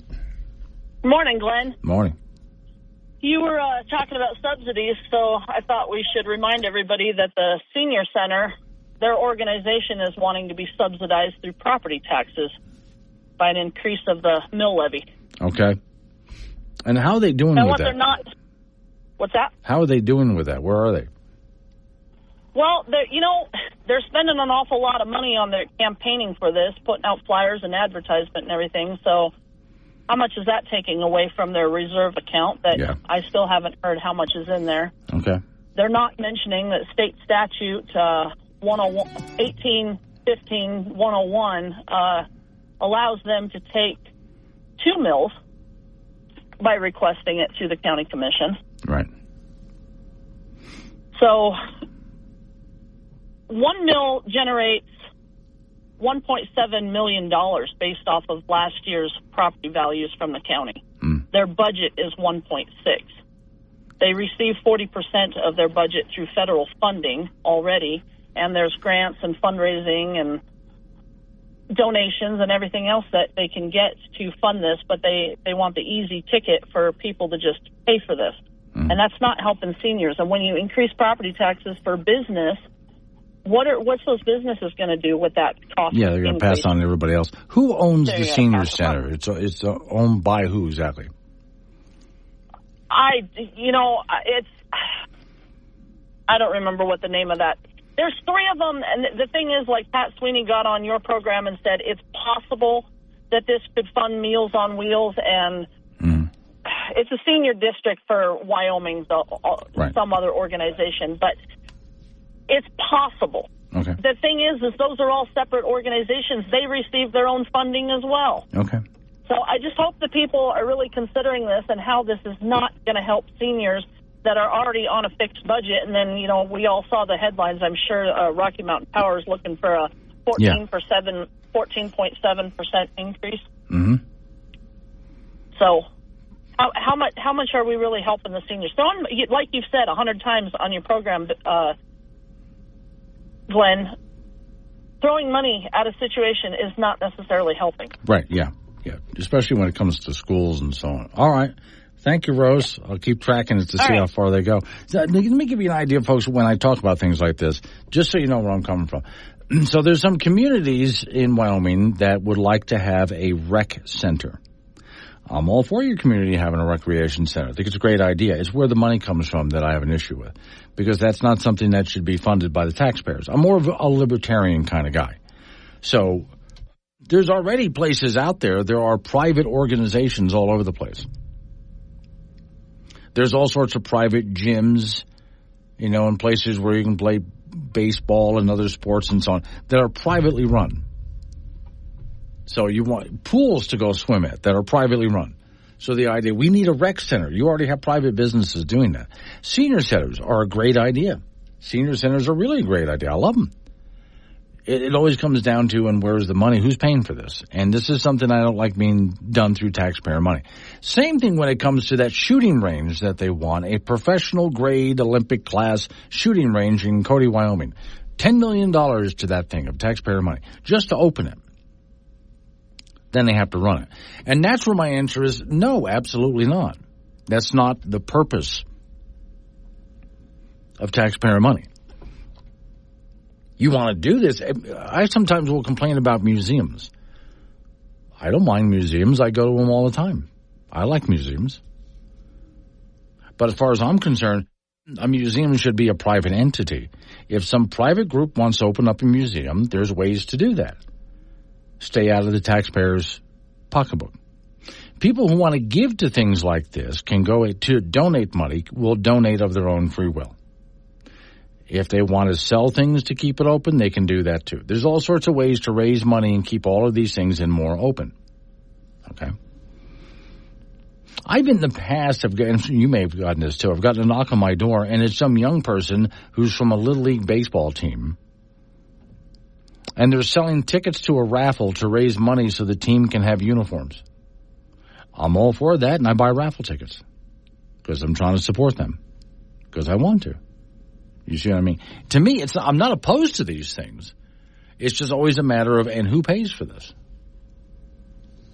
I've even seen in a downtown area, someone has this idea, right in downtown, let's have a beautiful water park and fountain, something that not just looks beautiful, but on a hot summer day, kids and dogs can go play in it. Great idea. I love those ideas. I think they're wonderful. Who pays for that? Not the taxpayers. Go raise money. Go have fundraisers. I'll help you. So for me, it's just a matter of the money needs to come from somewhere else. 9:43 Wake. News and weather together at the top and bottom of every hour. This is Wake Up Wyoming with Glenn Woods on AM 1030 K2 Radio. 9:48 is the time. Wake Up Wyoming. Off we go to the icebox. Frank Gambino's waiting by. Frank, the gentleman, and what was he from? Switzerland? The guy who was the pistol shooter. Turkey, okay. And really has captured everybody's attention because there he was so casually shooting his gun wearing just shorts and a T-shirt. Yeah, and he shoots with both eyes. Yes. And I watched some other shooting in there, and he's not the only one. Right. But he looks so casual doing it. Yes. The other person's got like $500 worth of eye gear. Yes, exactly. And something like you use like a jeweler, Uh-huh. to spot the target, and this guy was just like just boom, boom, bang, boom. and he got a silver doing it that way. Okay, so What was fun is, first off, somebody took 3 of the different shooters, and one guy with the rifle that's sort of leaning backwards a little bit, the young lady with all of the eye gear, and then, of course, this guy with the pistol shooting looking straight on. And they made it look like some Japanese heroes out of a Japanese comic books. It was very well drawn. I like it. Also, the guy who's from Turkey, he is just getting memes all over the place. Oh, yeah. Oh, my Lord. There's one here that I do like. He's sitting he's out there on the floor, in the Olympics shooting, but now he's sitting in a lawn chair pointing a revolver. He's got a cat in his lap, a overturned bag of Cheetos, and also Lay's potato chips and some beer. Yeah. He's that casual. The one I like is they put him in there with the 2 guys from Pulp Fiction. Yeah. Oh, yeah. I saw that one. Yeah. So for those people who don't know, the scene in Pulp Fiction where the 2 guys are in the apartment. John Travolta and the other guy, yeah. Yeah, and they shoot the kid. I mean, just full holes. So, yeah, they just added a 3rd person, which was the shooter. And he looks so good doing it. Now, I'm looking at another one. This is a group of pictures where they have him looking like some mobster, or maybe something out of a John Wick movie. Right. Oh, yeah. Yeah. So, you can do so much with AI these days. So artificial intelligence doing all sorts of artworks. So I really have to hand to this guy, because he's just, I bet you he never imagined that he would be going viral like this. Because all he did was walk out and point the gun and pull the trigger and show that he can shoot. Yeah, it's an air pistol. Yes. Yeah. I think a lot of people want to meet him, and say, hey, I want to meet that guy. And I'm like, I don't want that guy to shoot me. No, and he's just a casual, average guy with average job. And he's like 50. He's well over 50 years old. Yeah. And he probably had just shot his gun all of his life as a hobby. He's a hero of the world. Oh, yeah. Yeah, I'm good at this. That's all good. American Legion Baseball, Cheyenne Post 6, the state champions yet again in AA Legion Ball. They defeated the Gillette Rough Riders on Friday in Casper 14-0, scored all the runs in the first 2 innings. And now Cheyenne, who has won the last 5 state championships in a row and 20 of the last 24, will advance to the Northwest Regionals in Billings, Montana. They will play Eugene, Oregon in that first round at 9:30 on Wednesday morning. Remember, Cheyenne Post 6 made it to the Legion World Series a year ago. In collegiate baseball, the Casper Spuds, the champions of the Independence League, they defeated the Fremont Moo on Saturday at Lansing Field 8-3, and so they won that series 3-1. Trailed 3-2 at one point, but then scored 4 in the 7th. And so they won the first half of the season. Then the Spuds also won the second half of the season. They had a tremendous record of 44-10. Matter of fact, they've won more games than the Colorado Rockies have. Rockies are 41-72 as they lost to the San Diego Padres 10-2 yesterday. The Rockies have the worst record in the National League. They're 17-43 on the road. They'll host the New York Mets and starting in the series tomorrow. At the Summer Olympics in Paris in gymnastics, Simone Biles fell off the balance beam, so she did not win a medal in that event, in that individual competition. And then she finished second in the floor exercise, so she took home a silver medal, which is not bad, but many people thought that she would be winning the gold medal in that event, but didn't look like she was completely 100% healthy. She has won 11 medals in her career at the Olympics, and we'll see if she competes in 2028. Noah Lyles, the 100-meter champion from the U.S., he ran 9.784 and won the race by 5 1/1000ths of a second. It was a super competitive race, and you don't see that very often in the 100 meters. 27 miles an hour is his top speed. He's the first American man to win the 100 since 2004. And in golf, Scotty Scheffler, the number 1 rated guy in the world in golf, showed why. He won the gold medal for the U.S. with a 62 in the final round over the weekend. He started the day 4 shots back, shot 29 on the back 9, has won PGA events 6 times this year, including the Masters. The U.S. With leading the medal count considerably over China. We'll see how that goes for the rest of the week. Boy, that golfer just sounds incredible. Yeah, Scotty Scheffler, yeah. I watched him play in person in a tournament in the Chicago area. Yeah. He's fantastic. And you should see how, we mentioned this before, how emotional those folks get when they win gold medals not for themselves. Yeah. For their country. Well, now, what's also fun to watch is when you see a professional golf game, how close the audience stands. Oh, they're right there. With me, I would be like, don't stand that close to me. You're going to get your eye put out, or I'm going to send you to the hospital. Don't stand there. Oh, those guys are good. All right, thank you, Frank. Coming up on some local business we have to take care of. We're going to roll into news time after that. Let's Wake Up Wyoming.